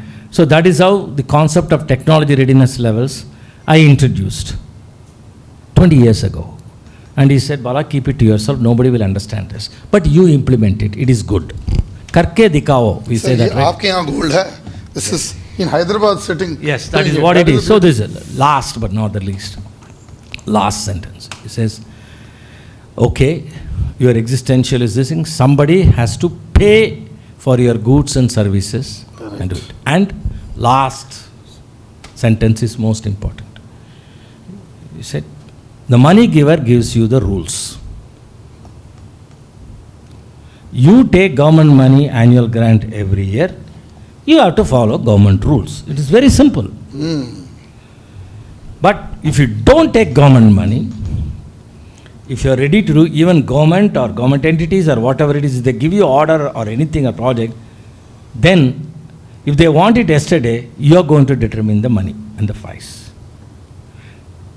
So, shoe pinching. So, we said, don't touch government money, annual grant. You can take projects, that we will enable. Anybody can take projects, they are competing and taking the project. So, the very first project I had to take was to build a pilot plant for 100 tons per annum of electronic copper. Imagine this. Great. Like that, we went on, magnets, tungsten, this thing, that. Everything had a product, not metal as a product, but the product going into seed. The latest one we dispatched was for fusion reactor components to going to Cadarache, France. The cryo engine components and materials that went to Moon and Mars. That's another story, which Russians did not give, and we were to do it, and they estimated 250 crores for the plant. I, like a stupid fellow, said 25 crores we can do it. Then Madhav Nair said, okay, it is error bar 10% where we did it. I should have asked little more money, but anyway. But that is what it is, right? So the point what I'm trying to say is that yes, material process. Now Gaganyaan we have said, no fusion reactor. All of these things was what? It is the critical materials that made it available. So the sum and substance is that out of the 30, more than 15 of them, 20 of them are minor metals occurring in the base metal circuit. Right. That means when you are having aluminum or copper or lead or zinc, in that circuit it is sitting there, you have to take it out. 75% of the molybdenum comes from copper circuit. So if people have not been doing it, throwing it away, it's lost forever. Slag or tailings or whatever, wherever, or up, gone. You should have taken, but nobody was going to take it, so at least keep. Next, another 5% is available directly. Like for example, titanium or zirconium or whatever it is, we have it. We are not lucky with nickel, cobalt, tungsten, niobium, molybdenum, etc. Niobium to some extent because atomic energy did some work in that. So what does it mean? We need strategic relationships. We need urban mine. So if you are, if you are having stainless steel scrap, it goes for remelting. If not, take nickel out of it. Like that only we have to think. Or very, very different ways. All our things. I mean, black mass should not have been exported. Or we are a biggest consuming market, right? So all the critical metals will come into every device we do. We have to ban the export. How about recycling? Sorry? Recycling. That's what I'm saying. He's talking about that only. Recycling, there are two categories you have to give. One is high entropy dispersion. Very small amount used in very large millions, very difficult to get it back. Phosphor on a screen, On the other hand, there are certain things which will easily come back. Yes. But the point is that you need a system to do it. Gate fees. Every municipality or every city should have n number of points where you can go and get this thing, what not. I mean, I don't know how many remotes we have, how many cell phones we have in your home, I don't know. We need it. So we need a system to give it back. So we need that system. That process technologies are easy, sir. No, it is not sustainable circularity. You can't sustain it also. Now we have to, sir, go to the next speaker. Over. I am done. Yeah. No, you can. No, it was all exciting. I didn't want to stop you. Anyway. Wonderful. It was wonderful. In fact, Saab has given so much of insight. If I had more time, I would have listened to him further. But a base, if you pick it up, what he has effectively said, you go, you build it. Straight away, build the plant. And then go for the product process and everything. It's clear. So I will give you. Sizing of the plant you decide. Yeah, you make at least. And the second thing is, hamara bimari of pilots. I'm sorry, sir, if anybody is hurt. This country has got this bimari, pilot. What is pilot? Pilot plant. क्या pilot है यार? क्या बात करते हो यार? तुमको साला, you need to produce tons and tons of stuff, tons and tons of energy. You need to say, like I told you, 2 megawatt per village makes 1240 gigawatt, right? 6 for like 40,000 villages. You see the number. Even if it's 5 hours of generation, you are bloody going to completely take away, your whole capacity is 480 gigawatt, 485. Somebody said 495 now, but I'm keeping 10 gigawatt out because those plants have not come into the grid, right? So basically my point is, if it's 485 gigawatt, you're driving a 4 trillion economy, you must know what you missed long ago. This was my point in 2015 to Bhuvan Kanduriji, when I said India brand is Super Pong brand India. So now what happened? You don't have the volume, so you can't drive because you will be at 50% plant load factors. When you have an installed capacity of so much, you will not be more than 270 gigawatt, and your hydro has come down, so peak shaving will not happen. So you don't ramp up the grid just like that. The grid gets ramped up to go to the top capacity only when you have a peak shaving capability. So this is all technical, but this is commerce also. So like one subject he said, the other subject is you don't have hydro. Now you know what is the share of hydro now? It's barely 10%. So that is why we released in this hall the pump storage one. Pump storage, now when Pinapuram comes, what has happened? It is sitting in the National Green Tribunal. It should be by default it should be Yes. plant. So now, Thermal plant should have permanent. now what you have done? Another thing, sir, nearly 40 gigawatts of tendering, they are rebidding again because there are no takers. No, that is because of the solar. See, you please understand what I'm trying. That's what I'm saying. Plain vanilla, solar, wind, discoms don't want to buy because they want 24/7. Okay, I'll tell you. So we need a hybrid where solar plus storage or wind plus storage. So these are the kind of new tenderings that needs to be done. I will tell you something. The tender is a fraud. I'm telling you in front of it. Tender is fraud. What is a tender? See, I will give you Telangana. Exclusive. No, wait. Telangana, the grid has 2 prices. It is discovered, it is bloody data lying there with them. 4 rupees is the average price of the base load. Peak load में एक दूसरा price है, which is $6 to $7, which is also case of Andhra. Almost every state following. Why can't the country decide that at 4 rupees a unit we'll buy base load power, or maybe you put a target of 3 rupees 50 paisa, 50 paisa profit होने दो. You buy from bulk. Why only 2 parties, 3 parties? Call every party, say more than 2 gigawatt, we cannot do a deal with you. You think we cannot buy? There is some problem in the system only. I am fighting it out. That is also tender. I think funding is the That is also tender. When the price of discom on the base load average is 4 rupees, why do you need a bloody energy exchange in this country? Yeah, the procurement process has to be. energy exchange. I don't need it 10% market. See, now I am telling Rajesh, all these Johnnies, including gas exchange, I am bringing into the country, I'll tell you this, I have not declared here, but I am declaring just what he said. 20 gigawatt of my gas power plants are lying idle. One of their, I don't want to name them, Saraf Saab was telling, I need gas. मैंने उनको लिख दिया. If it doesn't buy gas, then he's talking only. Basically, मेरे पास अब gas है less than the price of the market. I got 22 million metric tons. All of you heard this. Whoever wants to do the deal, tell me. And I will bring it from America and through Nigeria. I don't need Russians, nobody. My government has to wake up. They're saying gas नहीं है, price नहीं है, availability नहीं है. 10 साल 20 साल सुन लिया मैंने. अभी I have done the deal. अब क्या बात करते हैं? Oh, you're talking about governments? Governments have no power. The power is lying with people. You must go forward and do the deal. See, I think that's what like. See, it is not that two fellows. See, let me tell you with all due respect. Today, gas is coming from where? Are you aware about all your city gas distribution? Where from it's coming? We are importing more of it. So that is the reality. That's also material, right? So if right now we need LNG, you get LNG and process it and make hydrogen. Who's stopping you? Nobody will stop you. But anyway, we'll come to all that because I don't want to take much time. We can easily produce hydrogen in Andaman Nicobar. Why not? Directly in Great Nicobar, get the tanker there, get the hydrogen there. You can do even steel there. Get iron ore from steel, get that. You can even produce the best green steel and export it out. Exactly. Doesn't have to come to the main That's why, that's the point. See, so the next speaker I would like, I'm going a little random.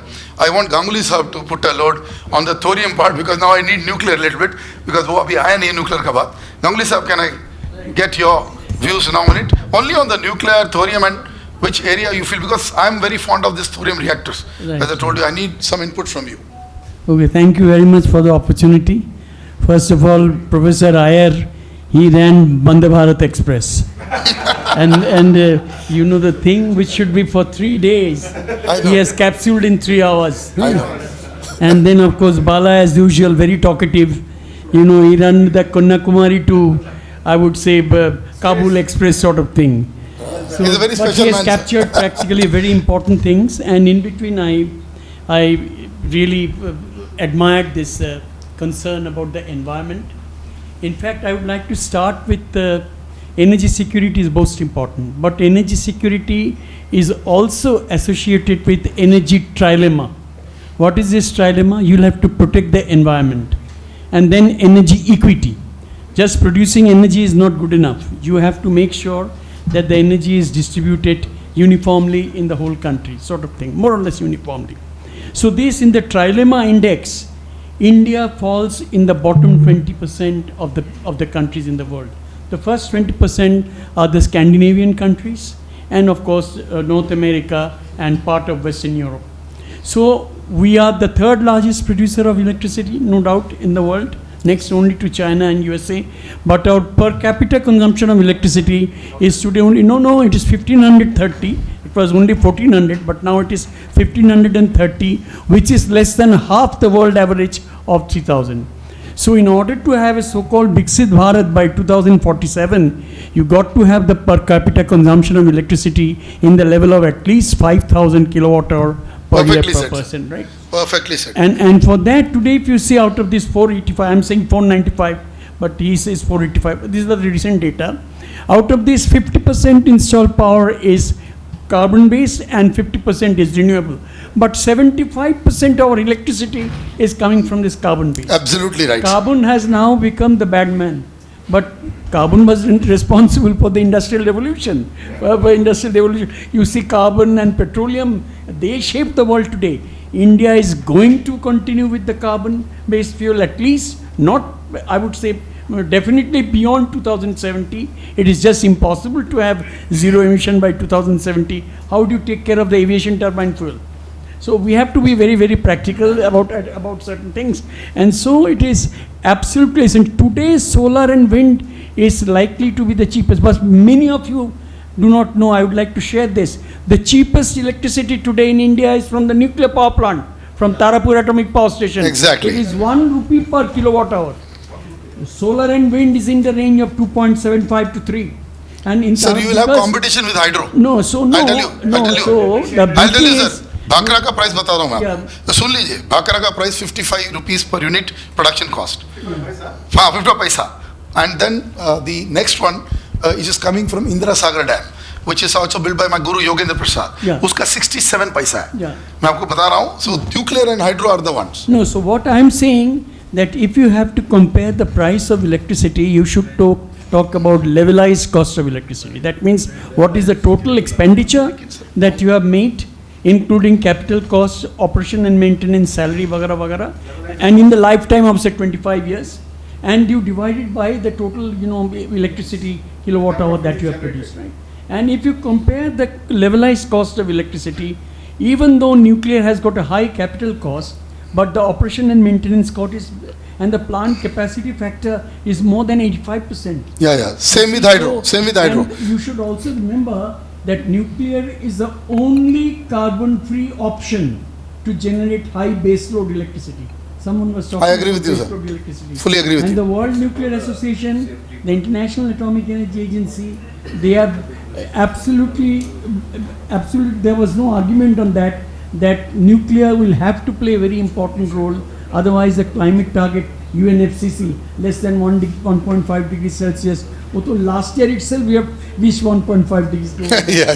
So this is. Now we are seeing in Hyderabad itself. Yes. Why Hyderabad? Everywhere. Last week in Calcutta, you had a terrible rain. And Sir, whole Punjab is down. Right. So I really appreciate the concern that we did mention about the climate change, because again I say that trilemma, energy security, energy environmental protection, and energy equity. This has to be balanced properly. Now coming to this, critical minerals, and I see in this list that you have not covered platinum. Yeah. Because platinum, if you have to go for hydrogen fuel cell vehicle, there are two types of electric vehicle. One is the lithium-ion battery vehicle, another is a hydrogen fuel cell vehicle. There the anode material is platinum. Right. So platinum should, in fact, platinum group metals, those also fall in the list of critical. That is, I found that missing. I thought I will Sure. bring this to your notice. Now coming to his most important subject about thorium. Now there is a myth about thorium, and I will be very blunt on this. Thorium does not contain any fissile isotope. It Exactly. contains only thorium-232, which is the fertile isotope.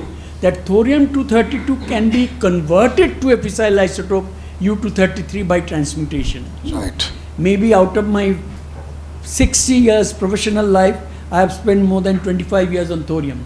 My postdoctoral work in Germany was also on thorium. You did refer to the molten salt reactor, but this is a reactor of the 1970s, and that was a small demonstration plant at Oak Ridge. Yes. And that, did not see the light of the day, because all these molten salts, chlorides and fluorides, they are highly corrosive. So entire pipeline has to be made of his alloy, prohibitively expensive. Right. And that's why they gave it up. So now coming to thorium, thorium cannot be, the only fissile isotope in nature is U-235. Right. So you will have to start with uranium, and then you switch over. That's why Baba said 3-stage power program. First you Exactly. start with uranium, then the plutonium that you produce from U-238 is used in the second step, and in the third step with the thorium U-232, you put in the blanket of the fast reactor, you produce U-233. The With that FBR you go process. to the third The step. FBR process. Right. The Kalpakam thing. Now I would like to definitely bring here one very, very important thing about renewable energy, and I liked I appreciate it very much. You did mention about the hybrid. In fact, now very compact solar wind hybrids are available even for rooftop installation. And if you combine that with the energy storage facility, because the lithium price is going down, then it will be have a capacity factor much higher. So this is one option. And in that context, I have suggested also to the Department of Atomic Energy, I hope my suggestion is taken up in the right spirit. You know, when you have a nuclear power plant, you have what is known as an exclusion zone. That within 2 or 3 kilometers, you cannot have any, the entire property belongs to the owner of that particular thing. Now, if you see, most of the nuclear power plants are in location like Rajasthan, Gujarat, Yes. Tamil Nadu, and these states are also rich in solar. Absolutely. They're very rich in wind. So what I suggested, if you go to the Kudankulam power plant near Nagarcoil, if you see huge amount of, Tamil Nadu is the largest producer of wind energy, wind power. So what I'm saying, in the center you have this nuclear power plant, and in that exclusion zone you put all the solar panel sort of thing, and then in the outer periphery you put the windmill. And then windmill, one of the most important, we have 7,500 kilometers of coast. We have tapped only the onshore, we have not tapped the offshore. Absolutely. If you go to Copenhagen, the entire electricity in Copenhagen is from offshore wind power plant. So offshore has to be tapped in a big for the long-term sustainability. This is one. And the second concept, if you increase the stack height of the windmill by a few meters, then your wind resource becomes dramatic. And nowadays they are not thinking of that blade sort of thing. They will just take it by the vibration of this thing. It will be vertical, so it will not occupy. So I would say in the wind energy, definitely we should have hybrid. And in the solar, the biggest challenge is, let me share with you, not a single gram of silicon polycrystal or single crystal silicon is produced in the country. We are not even producing metallurgical grade silicon starting from silica. You silica and do carbotamic synthesis, and that also is, so we are buying the entire thing, I would say semiconductor grade silicon rod from China and making the wafers out Yes. of that, and then you are diffusing phosphorus and arsenic and making those NP junctions, and that's all. So we have to focus on that. Now, subject to that, the lithium is another very important. Lithium, cobalt and nickel. Bala did mention about cobalt and nickel. And lithium, I fully support his views that lithium is only in the ABC country, as you know, Argentina, Bolivia and Chile. And as someone was mentioning, that the whole of Chile has been captured by the Chinese. Right also. But the maximum lithium is in the spodumene ore in Australia. And this Australian, they are not even processing the ore. Yes, they are yes. just crushing and just exporting it to the China. Right. And the brine that you have in Argentina, Bolivia and Chile, the brine solution directly they just concentrate in the form of lithium carbonate and then exports it to China. So now we have, in the Kutch area, you did mention about the Kutch area, I have a gut feeling that if we do some kind of exploration in the Kutch area, there is a possibility of getting lithium brine. In the lithium brine, the lithium content is about 1500 parts per million. And I did appreciate the point from the mining engineers. I was fortunate enough to work with the largest uranium mining company in Canada, that is Cameco Corporation. You must have heard about it. And in this mining area, there are many byproducts of uranium, which are, for instance, if you take the Olympic Dam, deposits in Australia, it is basically a copper mine. But then along with copper, you have gold, silver and uranium. So like that, there are many mines. I'm talking about the two largest mines in Canada, McArthur River and Cigar Lake. They are in the Saskatchewan state, in the Athabasca Basin. And there you have the uranium that contains significant amount of molybdenum. Even on, Jadugoda, UCIL. Yeah, there is huge amount of molybdenum. The technology was developed, it was done on, as you said, pilot plant scale, and then further, it was not taken I looked at the last 100 tons of it. So they gave it for total 1 truckload, 1 lakh. Right. So I fully share, and I would like to clear this myth. We have so much uranium in abundance. In the 70s, 80s, uranium ores were not discovered. Correct. And that's why people thought about the alternative thorium. But today we have 8 million tons of identified uranium ores which can be recovered at a price of less than $130 per kg. In addition to that, there are secondary sources of uranium like in rock phosphate. If you take all this rock phosphate, they all contain uranium, about 150 to 200 ppm. So these rock phosphates are the basic raw material for fertilizer. So once I add sulfuric acid, then I would get the phosphoric acid. And then from that phosphoric acid, I should be able to recover the uranium and feed it back to the fertilizer plant.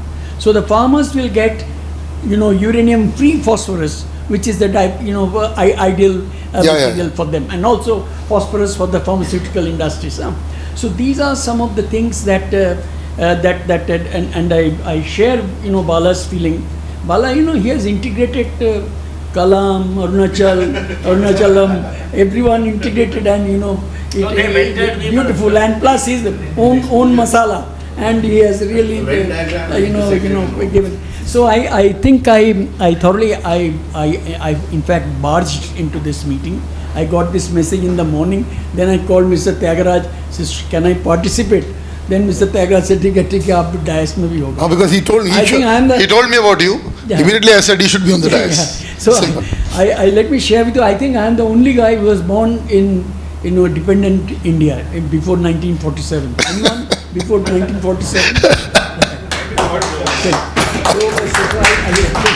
So I have seen difficult days. I have seen food shortage. So energy security is very important, because energy security will pave the way for food, fuel, all electricity, connected, and water security. So if you focus on Bhaba's famous quoting, very famous quotation, that no power is expensive than no power. Exactly. That means, electricity has got multiplier effect. So you should not bother about the cost of electricity. You generate electricity somehow, and that will have multiplier effect in the food industry, in the fuel industry. Today, many of you may not be aware that the nuclear energy, gamma radiation, can be used extensively in nuclear agriculture for producing high yield, variety of seeds by what you call genetic mutation. These are not GM things. These are not GM, right? Just by the gamma radiation induced mutation. And then food irradiation and preservation. So these are also application of nuclear energy. Not just the nuclear energy for power and electricity, but nuclear energy also for food and agriculture, medicine and healthcare. How many of cancer diagnosis, cancer therapy are all nuclear energy. So this is something which we should not, and today I can vouch with, I can tell you authentically, please listen to me. Whatever uranium resources we have in the world, if it can be judiciously utilized in water-cooled reactors followed by a fast reactor, then it can meet the energy requirement of the entire world for tens and thousands of years. Now, these things this information, this knowledge is available to very few, because I belong to the first generation of plutonium metallurgists in this country. I worked in BRC for 25 years. We were involved only in the strategic section, all kinds of things. And then I moved into the civilian sector sort of thing later.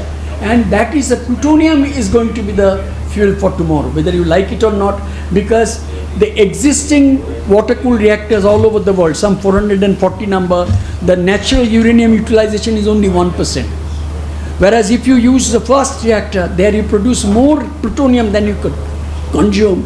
This thing is more than 100%. So this is definitely the path forward. And my guru, Dr. Chidambaram, who is no longer with us now, he very nicely fondly quoted in many that nuclear is an inevitable option, and you should consider nuclear similar to the renewable, because the energy it is renewable, sir. Is so much. It is renewable. It is not similar. In my book Powering in Crisis, I have written that nuclear is renewable. One more thing, there are only two men, sir. Listen to this. Two men who have written about nuclear renewable. Only one, me, and then Dr. Robert Evans, who is my senior at the British Columbia University. He's Professor Emeritus. So we are the only two people who call nuclear renewable. And all hell broke loose when we wrote that. Right. So now I would like to take you back some 75, 80 years back. Did you ever think about other than coal and petroleum? It was all carbon based. Yeah. And then came the fission, nuclear fission power, and that revolutionized the whole thing. Trust me, and I'm telling you with a lot of conviction, because I'm directly involved in this. Fusion power will be commercialized in the next 25-30 years. Possible. Because today they are giving an input of 50 megawatt sort of thing to create that plasma, And out of that, they are planning in that ITER in Cadarash, where India is also a partner. IT, they are going to get 500 gigawatt. So maybe tomorrow, if nuclear comes into nuclear fusion becomes commercialized, and as you rightly said, hydrogen is also a critical material. Yes. So hydrogen to deuterium definitely is, and then tritium does not offer in nature.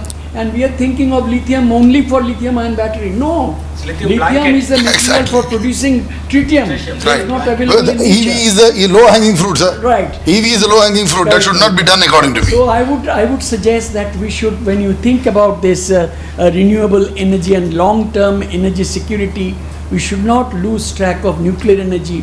Fission today, fusion tomorrow, fission fusion hybrid tomorrow.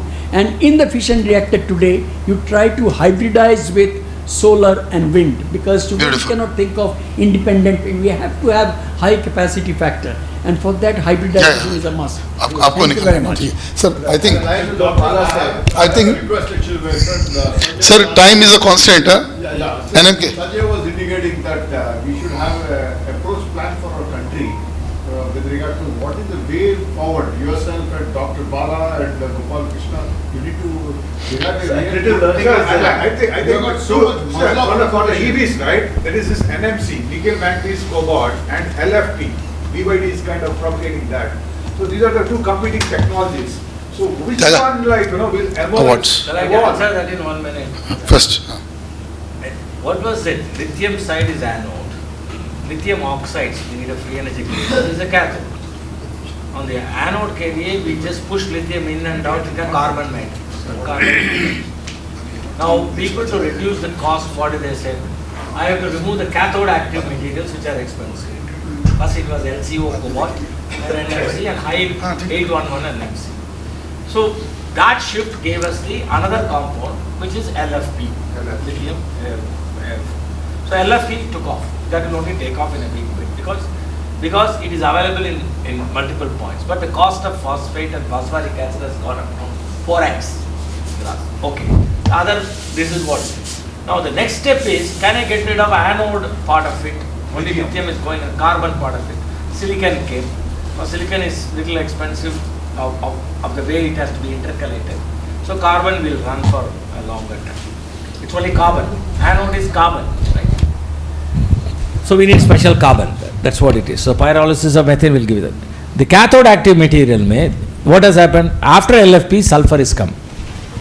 LIS is the one. So LIS gives you higher power density also. So all of us are chasing the LIS. The next thing is that all solid state battery is actually in today. So all solid state battery, people are thinking from the point of view of safety, gifty and all, but it made our life easier to get rid of this expensive organic electrolyte, which made this thing. Now that shifted, this all solid state battery shifted the manufacturing line from what was put so far into powder metallurgy manufacturing. So in other words, we should get into, that's what. So I was pushing in the government as well as in all my interactions that we leapfrog. We have missed something means we leapfrog. We can directly go to all solid state battery technology. That's it. You don't need any of the conventional plants of lithium battery line. There is one. And we can make a bigger size cells and directly go to it. That is what it is. So that is what is going to happen. So lithium sulfur. Next is sodium sulfur. Lithium sulfur problems are solved. The so-called shuttle effect are all solved with the membrane and whatnot. It's all done deal. Now you are going to see a lot of lithium sulfur coming out. It has even power density. So much so that defense guys are more than interested. So they have taken away most of the first offtake. Okay. So that is what it is. And sodium ion is just around the corner, even though the world. It is coming, it's already coming. So that's what it is. So by 2035, you won't see lithium. Wonderful. Just 30 seconds I will take. Yeah. Because you talked about green hydrogen. I would No, I didn't talk about green hydrogen. I said we need to make blue hydrogen. No, Both of blue us are on the hydrogen same. is okay, but I am We don't want talking the about green business. I don't know how many of you are aware of what is called Clean, ये what word is सीखे. called Nuclear Hydrogen Initiative. Yeah. So I would request you please Google NHI, and Nuclear Hydrogen Initiative means the classical method of hydrogen is electrolysis of water, right? And there the electricity price is very. Here we do produce hydrogen by cracking water at high degree, high temperature. So suppose if you have a process heat in a gas cooled reactor, for instance, where the process heat is 650 to 700, with that process heat you can crack water and produce hydrogen. This is the cheapest form This is the best way, of actually. producing hydrogen, and there's a plant available in China. They are going in a big way. Plant available also in Japan. Just Google nuclear hydrogen initiative, and these are some of the things. Yeah. Yes. So this is the some area which we should not lose track of. Thank you, sir, for Thank a you minute, very much. because I will have to, time is not on our side. May I first try to honor our great man Subhash Chandra who is coming. May I request the dais to please honor. Maheshwari sir. Maheshwari sir. And Mishra sir. Give a big hand.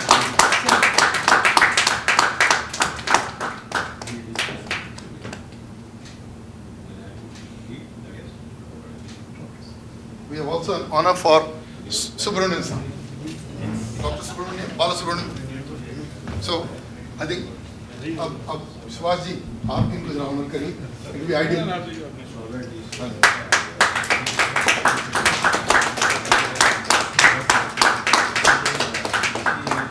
This is for their human contribution, lifetime contribution. So we generally keep some recognition in every forum, you know it. And we are very happy. हाँ जी नहीं ये देखिए इसके आगे भी बढ़िए लेकिन what I'm saying is we are very thankful that you guys are here and you took your time. अब मिश्रा साहब आपको जाना है या आप 5 मिनट और रुकेंगे? हाँ तो एक स्पीकर और एक आध स्पीकर और हो जाएगा. बैठिए sir. So now I give आपको निकलना है सर तो महेश्वरी साहब let's give the mic to you. थोड़ा महेश्वरी साहब will be talking about whatever he has heard and then we'll continue. We have 2-3 speakers more. Yeah, the technical discussions that were going on, and the idea behind that is that there is a white paper that is required to be taken out, and we had the best of the people who are on the dais, Mr. Subhash Chandra, Mr. Balakrishnan, Mr. Murugeshan, Dr. Ganguly. I know K. Srinivas, how outdated he is, Mr. Sushil. They all have in-depth knowledge of the subject, and I'm sure that with all the people around and your idea to be floating a white paper which will give an ultimate result in terms of acceptability and implementation. I'm sure that from this platform you don't require many number of people, but all the people who are on the dais and off the dais, they are very, very capable and understanding, and they will be in a position to help you to make a wonderful white paper for implementation. Thank you, sir. I wish you all the very best. Thank you, sir. Thank you. Once again, thank you for your presence, sir, for your patience. Very well said. And may I request, Murugeshan. Now I am going to be a little unfair to the next speakers. Please keep short time so that we can 3 minutes. wind up. I think. Yes, Murugeshan now. And then we'll go to Sushil ji and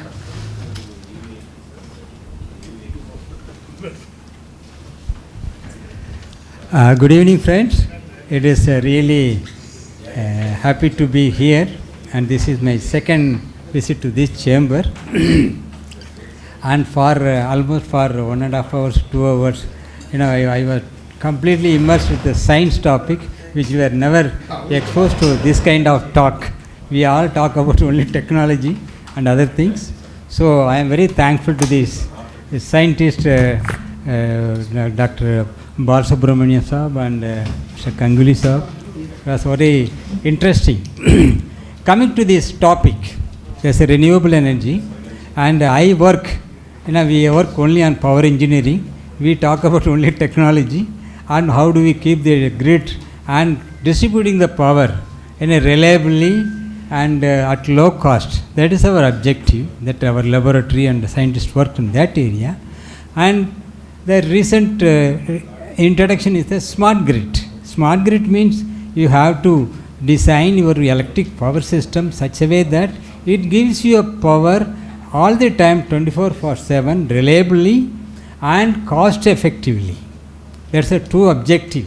You do whatever name you give, whether smart grid or flexible systems or intelligent system, market, anything, but objective is only two. 24/7 power supply to be given. That is the driver of the economy of the country. We go to anywhere, this power is the economic driver. So how do you keep your power supply all the time so that your economy going forward? Then comes the climate change and all such thing, which change the entire aspect.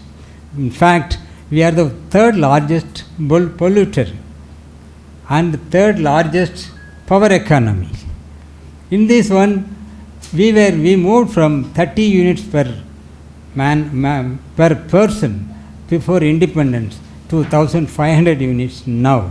So always you see that if you compare us with this rest of the states, United States, it is about 14,000 units, 14,000, and we are somewhere around struggling with 1,500. If you go to China, it is more than 6,500 units. So it shows that if you want to develop your country, your consumption should go up.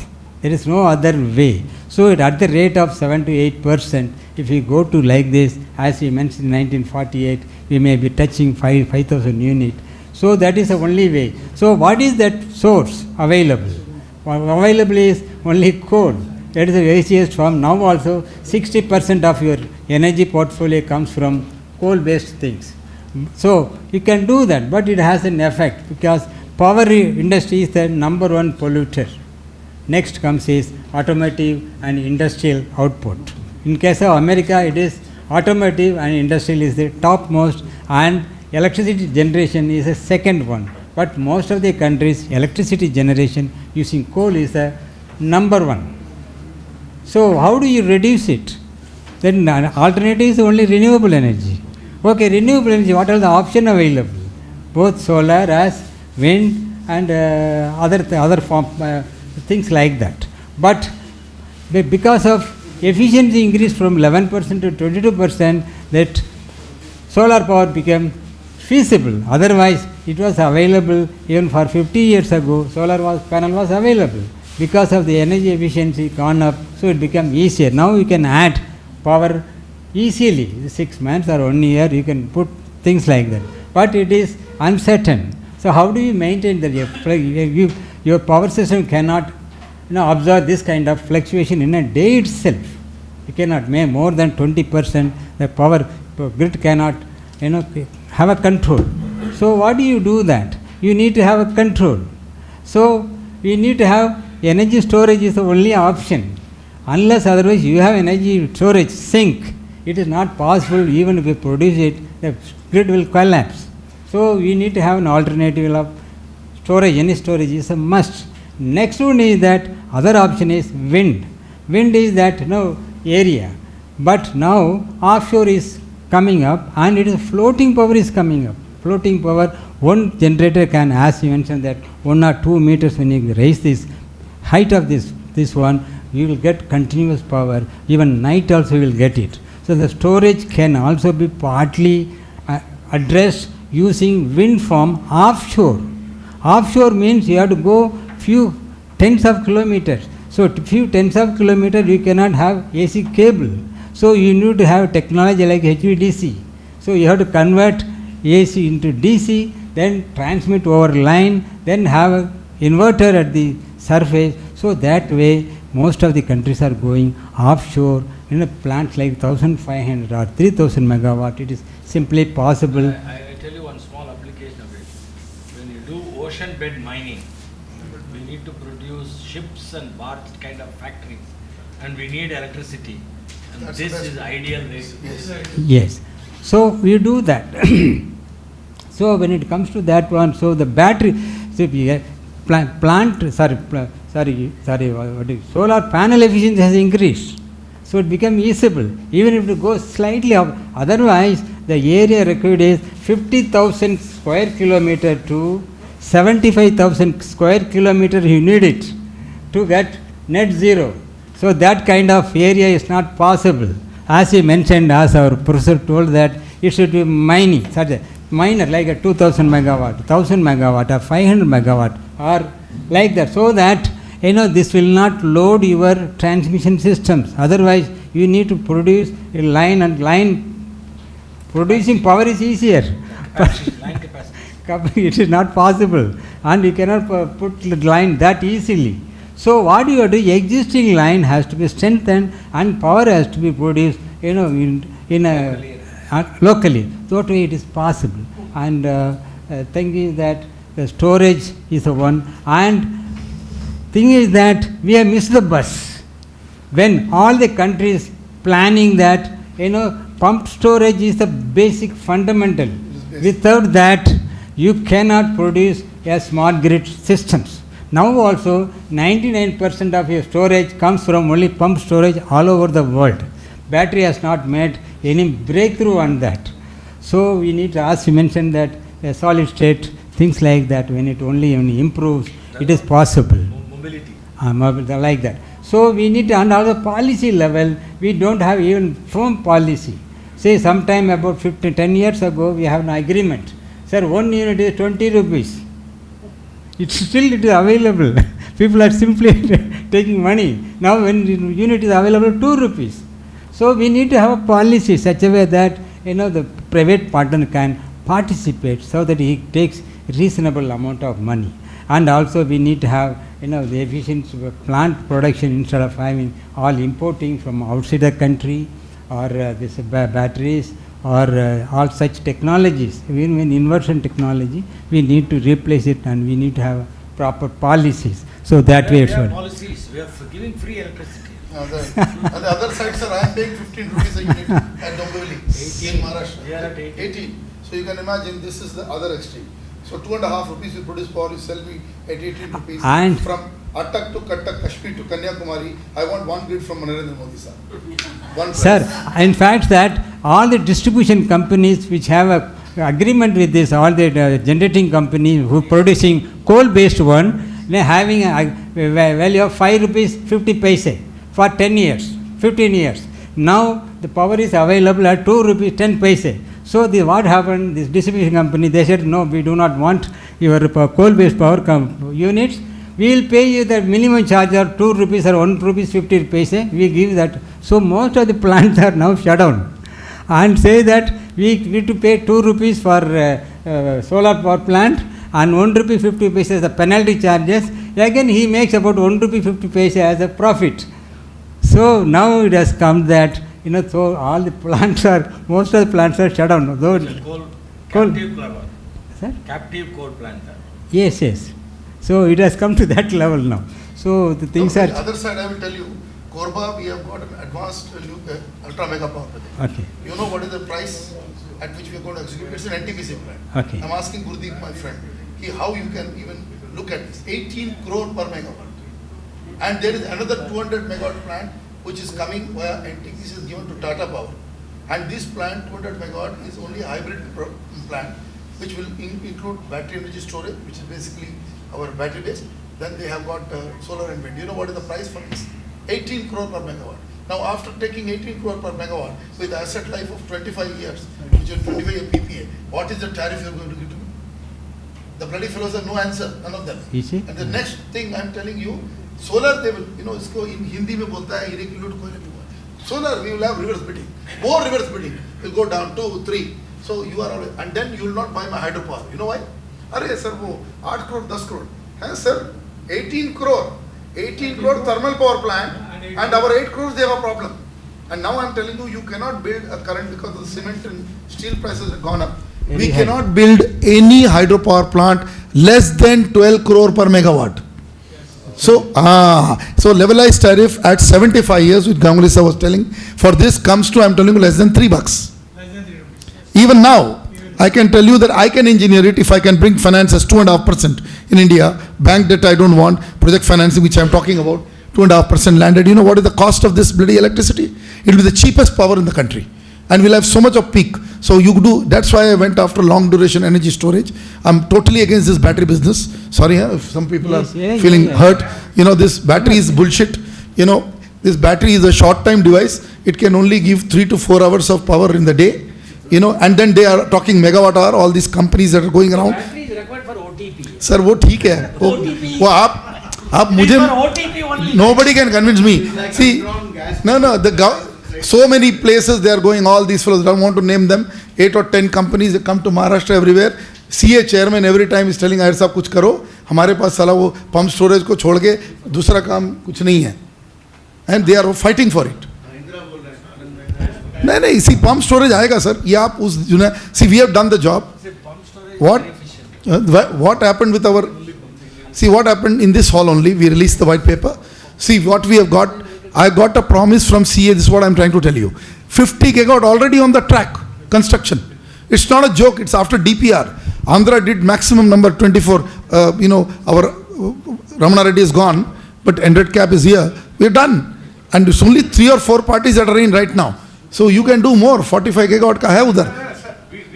So I'm saying this meeting is very specific to go into this other strategy of critical minerals, and I'm totally with what Bala, because he laid the entire aspect of how you have to go. Basically when he clearly said you don't have to worry whether you're importing. Right now you provide it. First make a plan. Plant. Siddhi baat hai. How will you go forward? So with this, I also announced that we have a new member from the Federation of Telangana and Solar Bull Energy. Please, can I have the certificate so that it is issued to them? We also have one small honor for our Raghu Reddy sir. We have called him as a professional member of our body. So first, Solar Bull Energy joined as a member of REPA. So it's the first step, small move. Thank you sir, thank you. Next we will be speaking, but can I have the Raghu Reddy certificate also? May I request Munish Saini sir to please come and receive Raghu Reddy sab's. Yeah, yes sir. You have to lose a lot of weight if you are looking like him. Thank you. Sir, there are 3 areas which हाँ जी, I would बिल्कुल like बोलिए। to talk to you बिल्कुल बोलिए। in the present area, because I work in 2 other areas in renewables and all that. So things to do, chart is in front of me, and probably for your renewable energy in your white paper, 3 things I would like you to include. Right. Number one, from the solar, I'll give you a chair. you are to, sorry. Sir, please sit.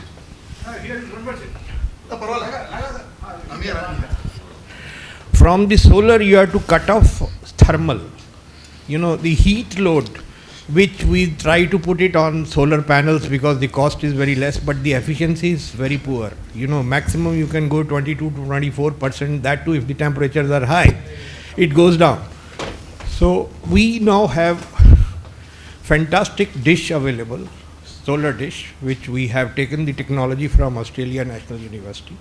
We have 2000 sun energy available at 25 meter by 25 meter space, which is 7 floor high, 25 meter dish, where we can give you 300 to 350 kilocalories of energy in a way, that in the form of steam. Yeah, concentrated. So, I don't know why the concentrated CSP systems were earlier deleted from the paper. No, there's policy. I will tell you something once you finish. So that efficient design is available now. Our boiler is almost now 94% efficient. Wonderful. And our sun energy is around 80% efficient. Right. Wonderful. So we can give you a solution where the thermal load can be divided and put onto it. Now, the another thing area where we have perfected, and we are now on the last stage of it, that is known as comfort air. So what concept has started is that the maximum problems in this climate is going on because of the air conditioners, the heat amount they are leaving.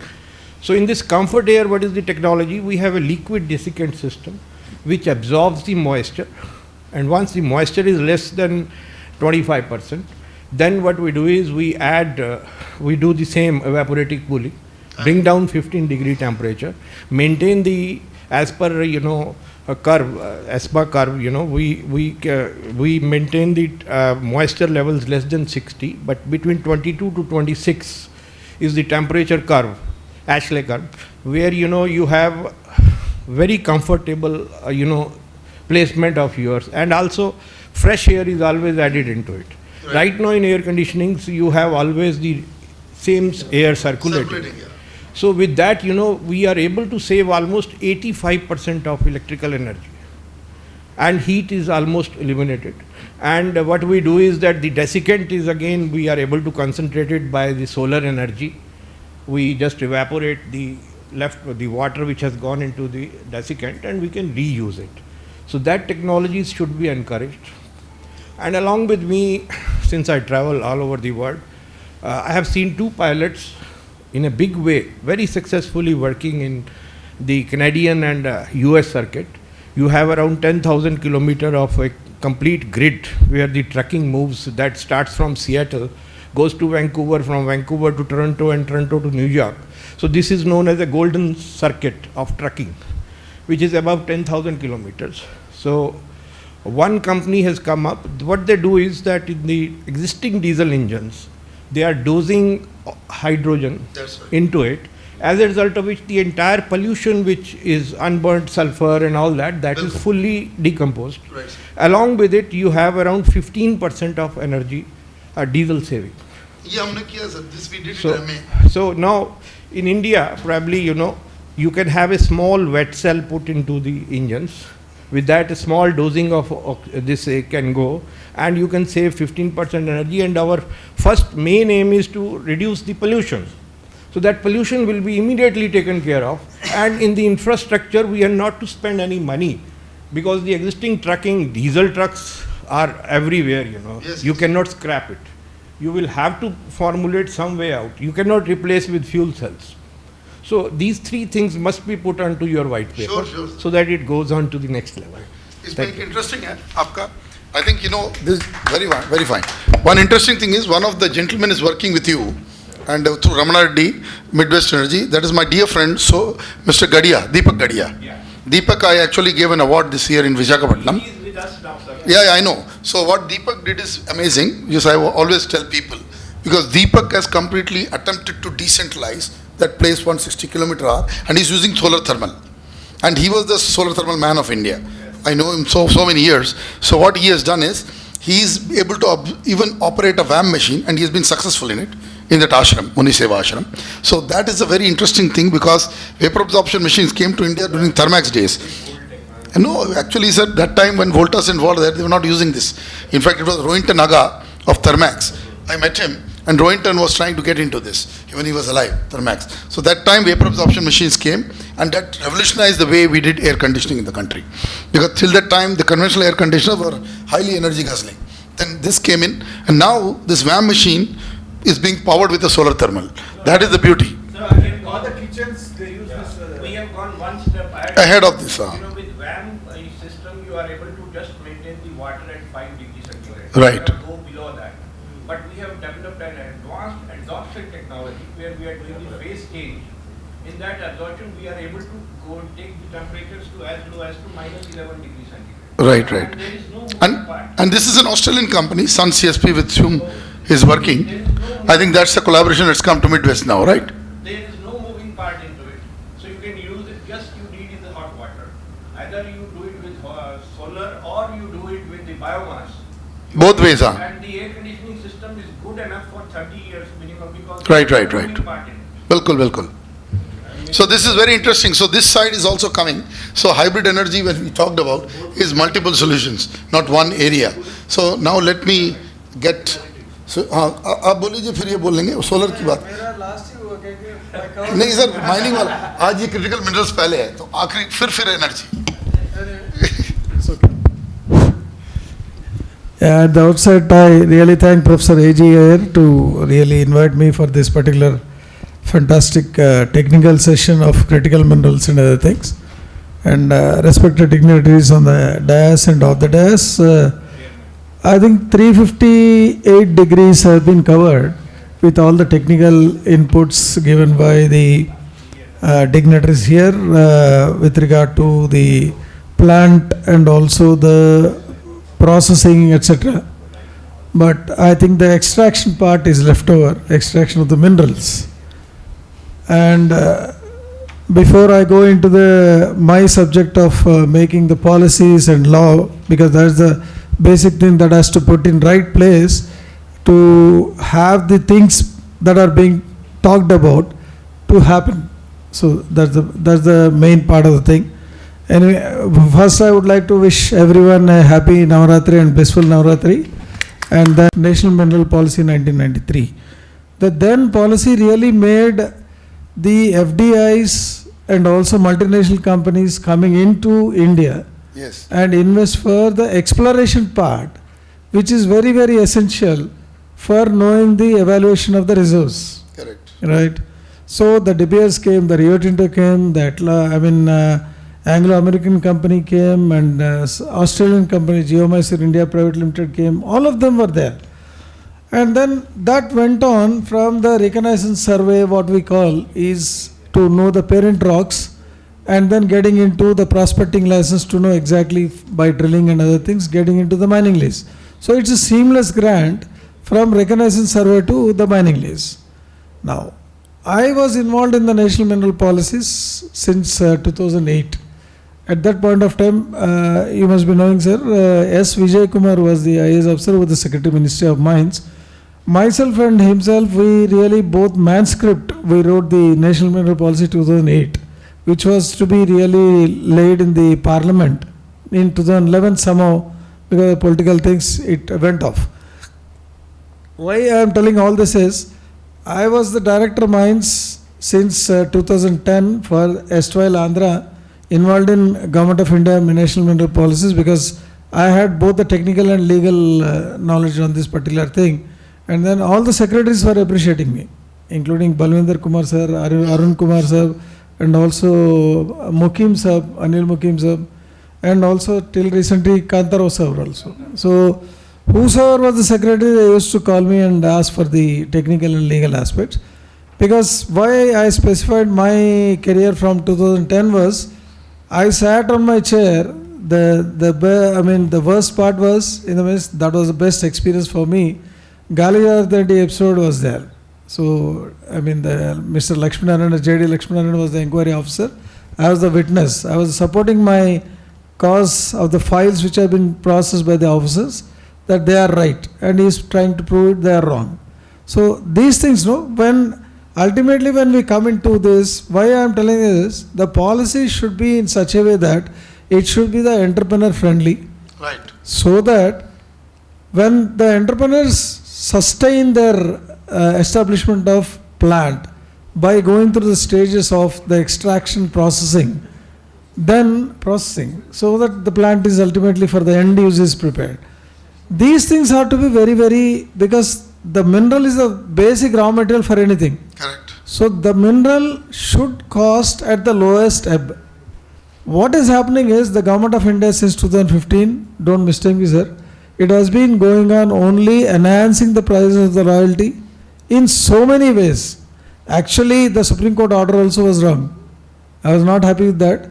I thought the Supreme Court will come with the royalty is a tax, because I know the history of that also, because India Cements versus Tamil Nadu and Kesaram Cements versus West Bengal, Correct. They were contradictory. India Cements with 7 judges judgment made royalty is a tax, and whereas royalty is not a tax was clarified by 5 judges judgment in West Bengal versus Kesaram Cements. That, basing on that, we prepared the cess on mineral bearing after the West Bengal thing. That was got challenged from the state of AP, because the iron ore guys and also ONGC people, they went against the cess on levying of the cess. And then it really came up recent past, in the last year I think it was announced that royalty is not a tax. So that being said, and also further the Supreme Court has given that all the states are at liberty to charge any sort of taxes. So what is happening is, actually the mineral should really have the conservation part first, scientifically mined out, and then see that that is also sent to the next generation by having the beneficiation of the low grade things and other things which are to be in place now. But what is happening is, it should be the cost of the mineral at the pit's mouth. That is, suppose limestone is costing around 500 rupees per ton at the mine area, 20% of that only should be the royalty. Okay. Not more than that. Inclusive of all. Anyway, Subhash Chandra sir earlier was telling about the NMET that is being levied on the entrepreneur. That is 2% of the royalty. And 30% of the royalty is on the DMF, District Mineral Foundation. All these things will get added. And in 21, again, Section 6, Section 7, Section 8 came, where additional royalty has been begun. Why I am telling all this is, the effective tax rate, what we call across the globe, is varying from 33 to 43. Whereas in India it is 65 to 70. So what will happen to any mining entrepreneur? He will have to seek, or forcibly he is driven to find ways and means how to really maneuver things, and sustainable things should happen in India, and then he has to compete in the world also. Right. So these things, no, so all this whatever we have really talked about, the progressive production of everything depends on the entire thing, on the policy that is being made by the country. I agree with you. Yeah, like Murugesh sir was telling, the policy should be proper. So if policy is not proper, then things have gone. Yes. So why I am telling this again is, since 2015 till date, the auction process which have been taken up by the Government of India should not have been a only policy for the grant of leases. Correct. Because across the globe, there are applications filed and auction is done. Auction is done for which areas, when completely it has been proved for a particular mineral. Right. Now, even for critical minerals, we are seeing they are going for MLs, which is actually not proved. It will be around G4, G3. It can't be. And minor royalty on that should not be charged at all. Absolutely. Exactly. See, the premium Strategic amount which has area. been, see, these are the things, latest tranches of 21, 24, out of which 4 are this one mineral, I mean ML, others are composite for these critical minerals. It was launched on 16th September. Right, sir. So these things, no, I think we'll have to really agitate. Actually, I prepared comparing the global scenario of the mining policies versus the India, and what are the negative aspects what we have. Even that I have framed out. I am trying to take the, appointment in the PMO, even to brief the Honorable PM. I have already sent the paper to the PMO office. Right. So I think You can share with us we'll have to have the hybrid process of grant. See, otherwise it will be difficult. So now coming to the stage of AMD technically, in Telangana they have found in 5 districts, there could be critical minerals. When I was working as VCMD for Telangana Mineral Development Corporation, AMD director came to me because he knows me because I actively participate in having the coordination done between the departments, and then see that all the clearances are in place. So that way, I think we'll have to have lot of things in place as the right policy for every mineral, because the exploration part is main thing, the extraction part is the next one. These 2 areas, if they are really minimized with the cost of production, then I think the other things will take off very well. And these things also we'll have to put in place. I'll give my entire presentation. Sure. And then, Everything that is there. yeah, The white paper. yeah. With your permission. Yeah, absolutely. I have already passed it on to PMO, not now. So I think we'll have to really sit together, see that the policies are made properly, so that all these things are really competitive, or economically viable for an entrepreneur to produce in India, and then see that we also compete with the world. Now when compared to China, why I tell you is, the iron ore which has been really exported with the raw material, even IREL, my Mishra sir has taken the example of IREL.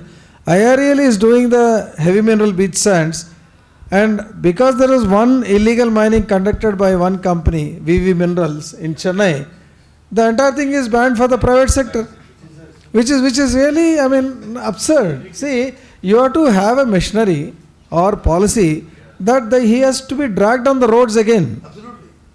Because of one fellow. I think even this auction policy came up because of Galjanatha Reddy sir. Because he has grown to a greater heights where he cannot be touched. And the entire industry is being made suffered. So which is wrong? No. This is where policy has to come in. What's happened to MMTC and NMDC? These 2 guys should actually take the lead. No, I'll tell you here, sir. I'll just tell you, Dr. Balasubramanian sir has pointed out one thing, that the privatization has to come in.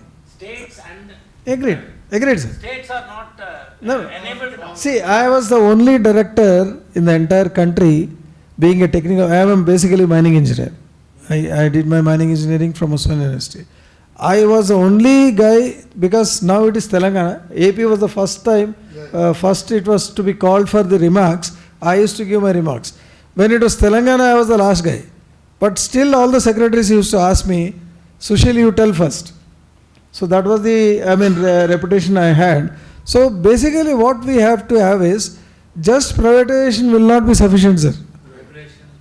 See, the technology transfer for exploration has to happen. The technology transfer for extraction has to happen. Technology transfer for processing has to happen. And environmental. Absolutely. That comes in all this. And then production also. That means the FDIs have to enter, the MNCs have to come, as was done in National Mineral Policy 1993. Then the conglomeration, coordination of the business, the production of any material out of the minerals, the basic raw material, will really happen for the good of the country, because we have ATMA-NIRBHAR BHARAT and also Make in India. Coining of words is very good, but in the mining sector, reality in the mining sector, I am not happy. I don't know. Nobody is happy anywhere. No. Nobody is happy anywhere. I don't know what is the experience with the Ministry of Mines, sir, with you. So I watched that. Sir, we are in the power side. I can tell you, and I am a veteran in this whole game. I know. I put the bloody hydrogen in the engine in 1998. I know. And they are still trying to tell hydrogen में चला सकते हैं कि नहीं. I'll tell you one simple example. When the leadership is not educated, is bound to happen.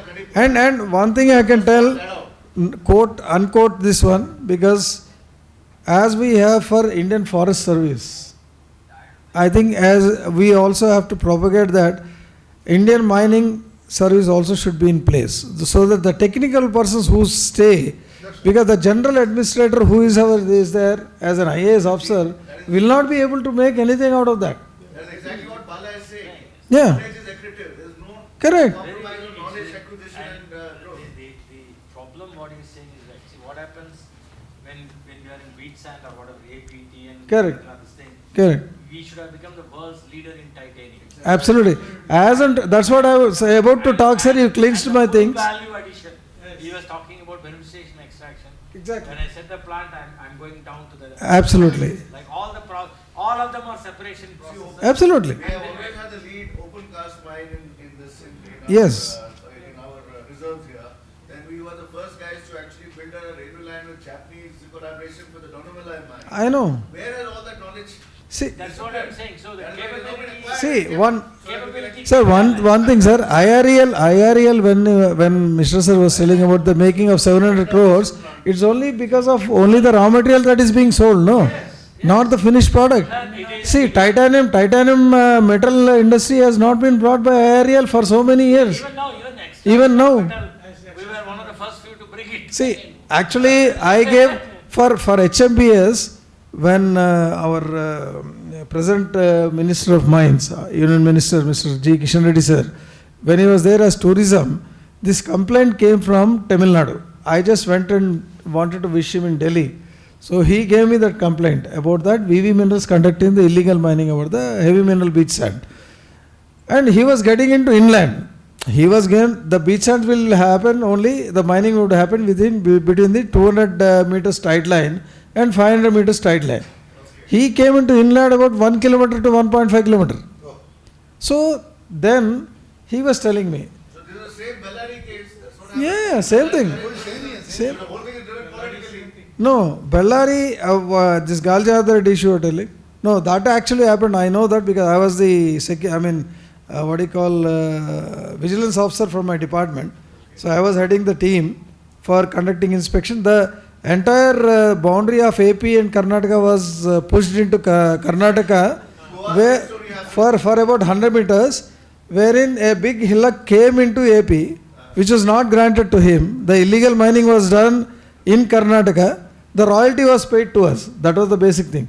So when earlier Honorable CMs, two CMs asked me, that is one was Rosaya sir and also Kiran Kumar Reddy sir. Then I told them, no loss for the AP sir. They have conducted illegal mining in the Karnataka. They paid royalty to us. And in the files, everything is right. Nothing would be wrong. So as the CBI wants, because what that is the charge sheets were made by pick and choose paras, not the entire file that has to run.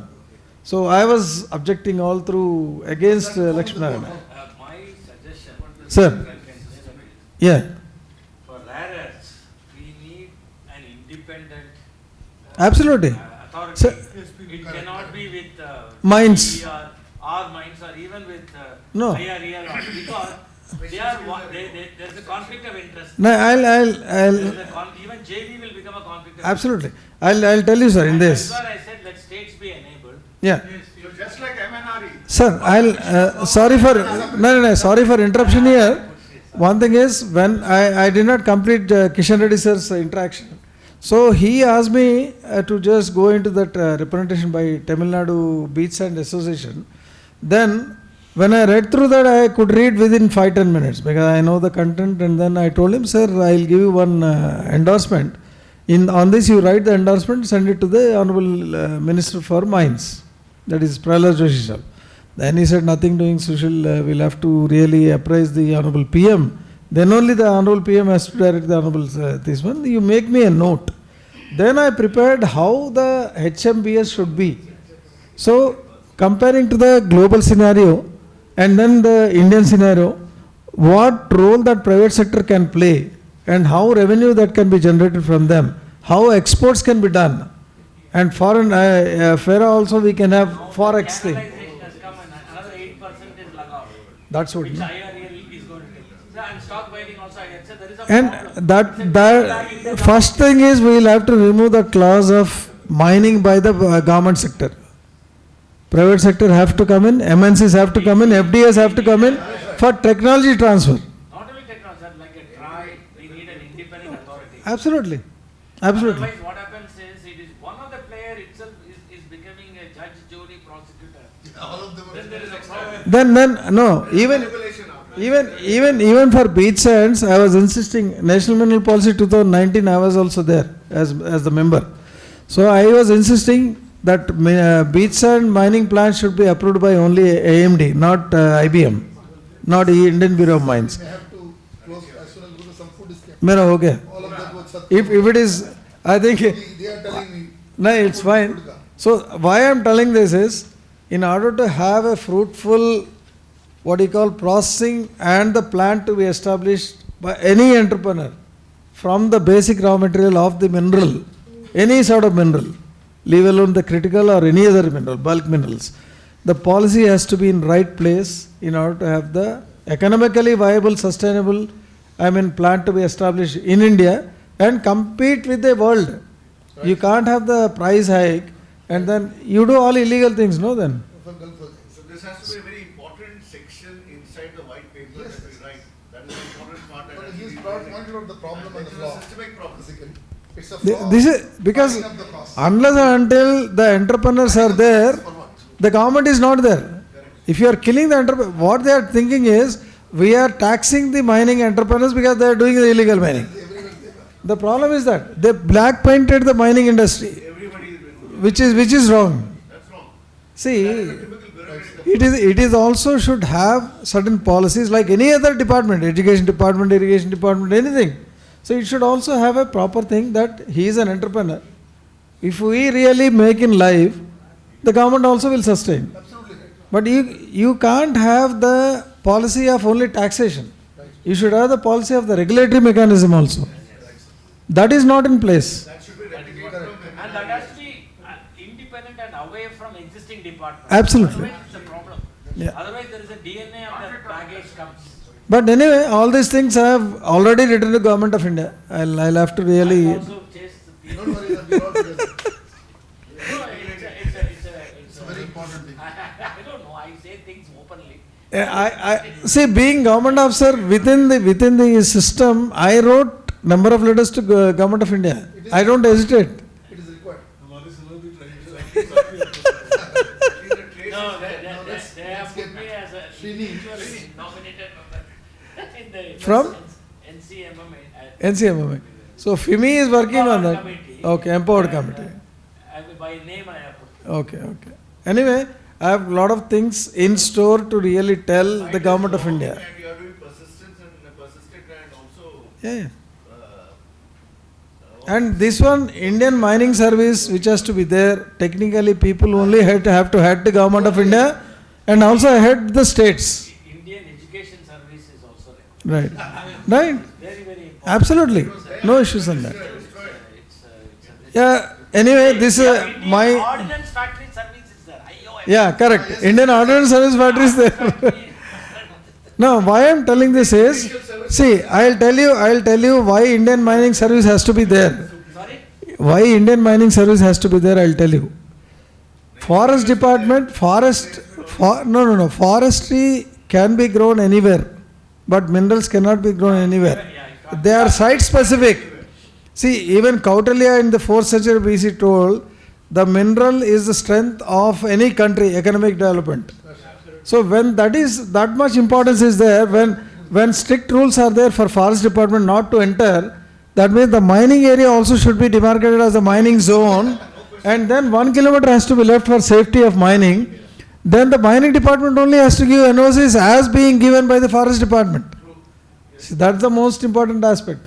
Control has to be there. Yes, sir. That is nature has designed the site. We can't do anything about it. This is a structural issue. Yes. And you can only base very right what he said. Nature has decided. Yes. Site specific, sir. No. This is site specific. Yeah. So we can't move. It is there since millions of years ago. You have to move the people and other things out. Out. That's all.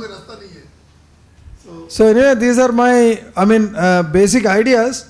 I really can move hours together on these subjects, each of the subject, but we'll really interact, and whatever best I can do, I'll give from the policy side, how it has to be in Government of India. Now the whole idea for me is I'm trying to integrate and connect the 3 sites, which is one is, the manufacturing side. Right. Which is this plant, factory Right. comes in MAFPOWER. Processing, extraction, the policy. No, it will be taken extraction as part of the process. Part of the process.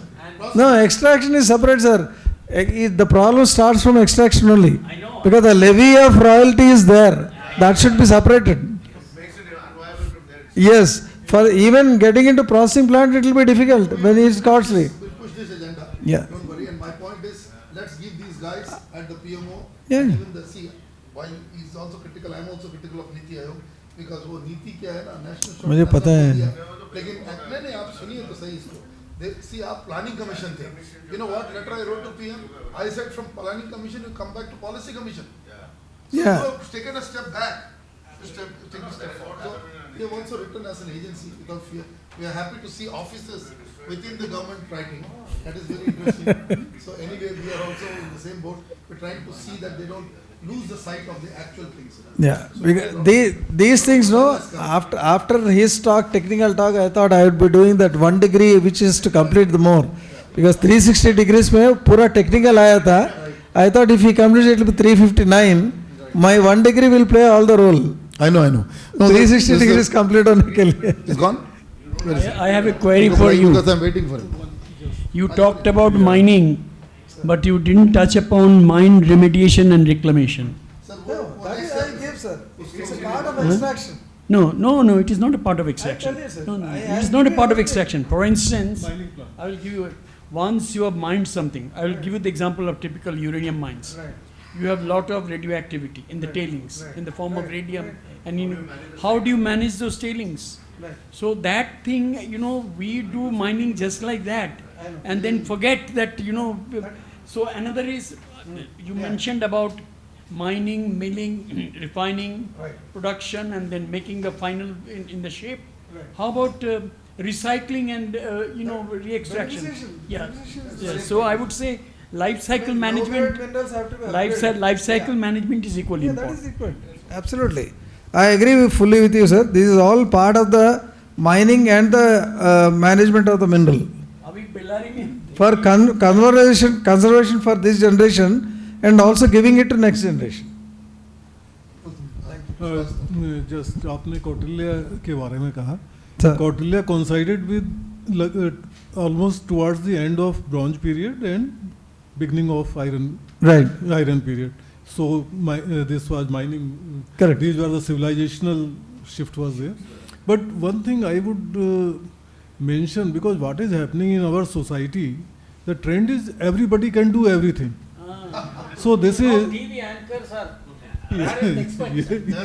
Yeah, so, in this I may also be included because a natural resource manager, though chemist by his PG degree, but anyway, my interest because of energy and ecological security, so which ultimately food security also. And water, it is because forests are there, so water is there. If forests are gone, then water, because we have lost Indus Valley civilization, one of. But just I was mentioning, one major component should be educating the society, because everything is bad. If you have more money, other people will say you are criminal. If you are working something, so every specialization is bad, because general people don't give respect. Mining is very, very specialized profession, and they should be very well respected by the society.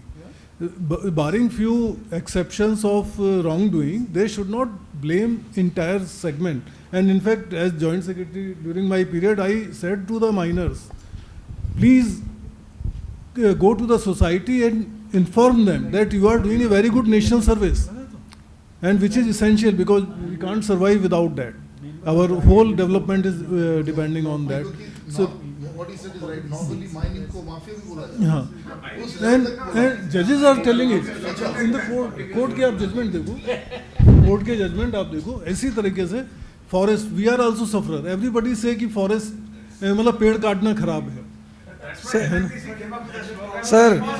Sir, I'll tell you with regard to NGT. NGT doesn't have anything. एक environmental के लिए लगा दे बोलते तो बंद कर दे बोलता हूँ. I also applied for the expert member, but I was not selected because I had exposure of these multi. Anyway, sorry. No. I fight. Problem in India. Society में किसी को भी पता नहीं है what exactly. This requires longer discussion we can have during. But I just say that out of 5,000 years of history, global history, you say, I am fully convinced that out of 5,000 years, 4,800 years, India was the #1 economy of the world. Yes. You read the golden road of this William Dalrymple, and we are not aware of that. And just after that, because of colonization, and we lag because of just a small country which can't even match the Mysore or They made you think that you're stupid, and you're remaining stupid like that. yeah. So the problem is, just barring 200 years or 5,000 years history, we were among the top. बाकी तो थे ही नहीं, stand नहीं करते थे. And unfortunately, Sir, even when you compare with China and ours, we were equal during 97-98. अभी क्या हुआ? So now see, the now problem is, sir, I'll tell you one statistic, sir. The best section of the society was who were intellectuals. They were guiding the society, and wealth was respected. Now everybody, like, you pay tax because miners are doing all the wrong thing. That is you wrong, pay more sir. tax. That itself is wrong. Yeah. But Sir, I'll tell you one thing with regard to just one sentence about the critical minerals. China is, mining critical minerals to a tune of 60% raw material, and then 80% of the refined material, processing material for the world. So they are the processing kings. Yeah, they are. Even mining also. वही तो problem है. अपन कहाँ है? अपन just we got this. Yeah. 23 में एक book बनाए, 24 में rules बनाए, डिक्लेयर कर दिए 30 मिनरल्स. उसको क्या करना? अभी एक्शन कुछ भी नहीं है इसमें. रियल एस्टेट को बेच रहे हैं.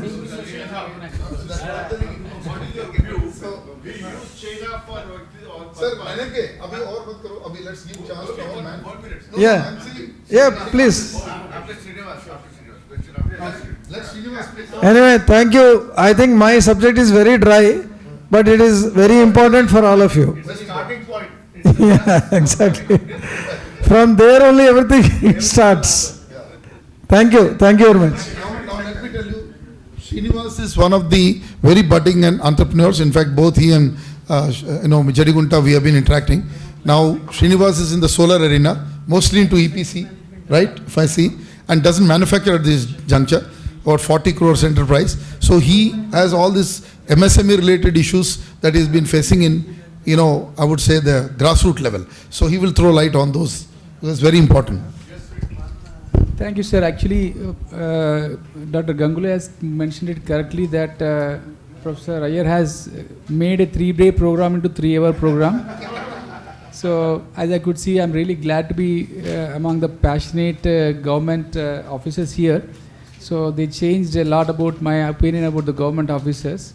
So, it's very good to hear that they are pro-industry. I'd always been saying that for a few unscrupulous business people, entire business community is blamed, particularly the politicians always name that need to be stopped. In fact, one of the letters I made the FTCCI write to the political parties pre-elections as a manifesto that they should promise that they will not blame any business people during their campaign. Of course, because of difficult reasons, the FTCCI has not written to them. But it's glad to see that kind of a thoughts from the government officers. I'll just give three minutes talk about this. I worked in fertilizer and chemicals, and then telecom, and then came to renewable power. In the fertilizer, when I was there, so 2010, my assignment was to explore internationally for fertilizer minerals like rock phosphate, potassium, or for natural gas resources world over to get fertilizer to India. We explored for about a year internationally to get rock phosphate from Togo or for potash from multiple countries. But after a lot of working, we came to a fait accompli kind of a thing that government is not in favor of importing fertilizer and bringing to India at a market price base, because they want to securitize at a fixed price to Indian farmers. Neither they have done any great exploration policy in India to securitize the minerals in India.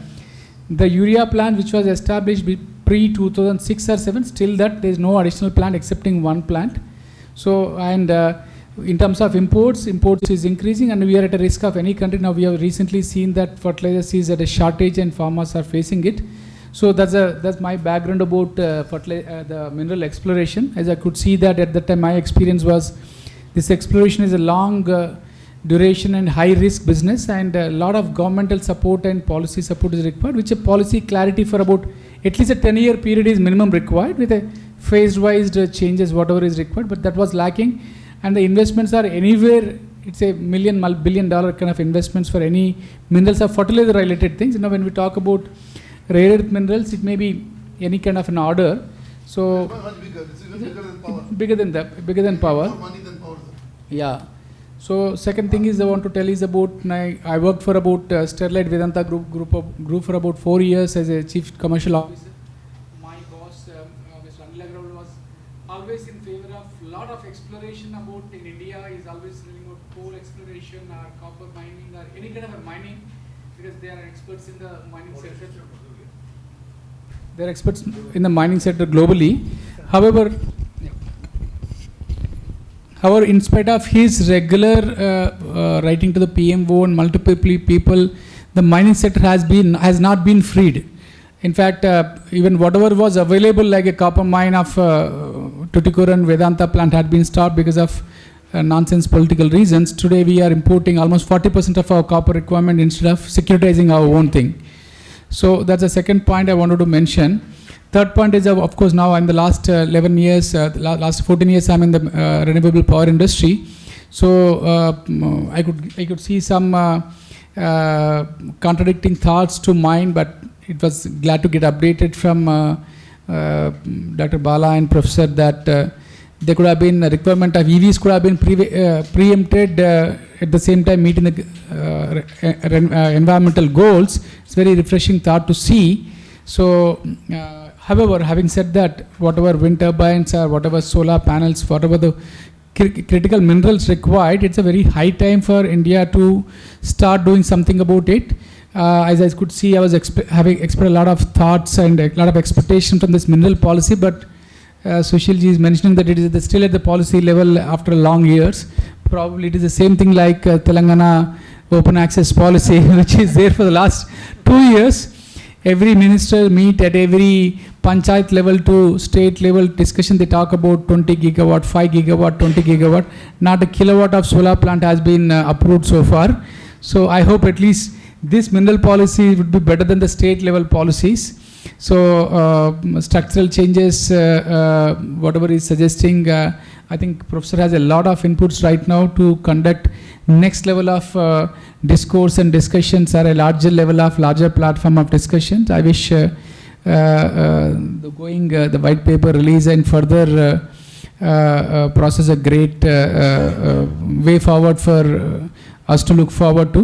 Regarding MSc policy, it's a very large subject. I would refrain from talking right now. We'll talk at some other point. Thank you so much for having me here. Maybe have a quick photo, all of us. So, one point.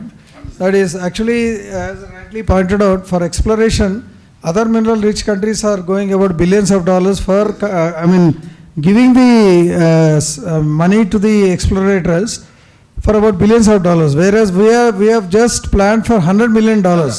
That is around 700-800 crores. Thank you.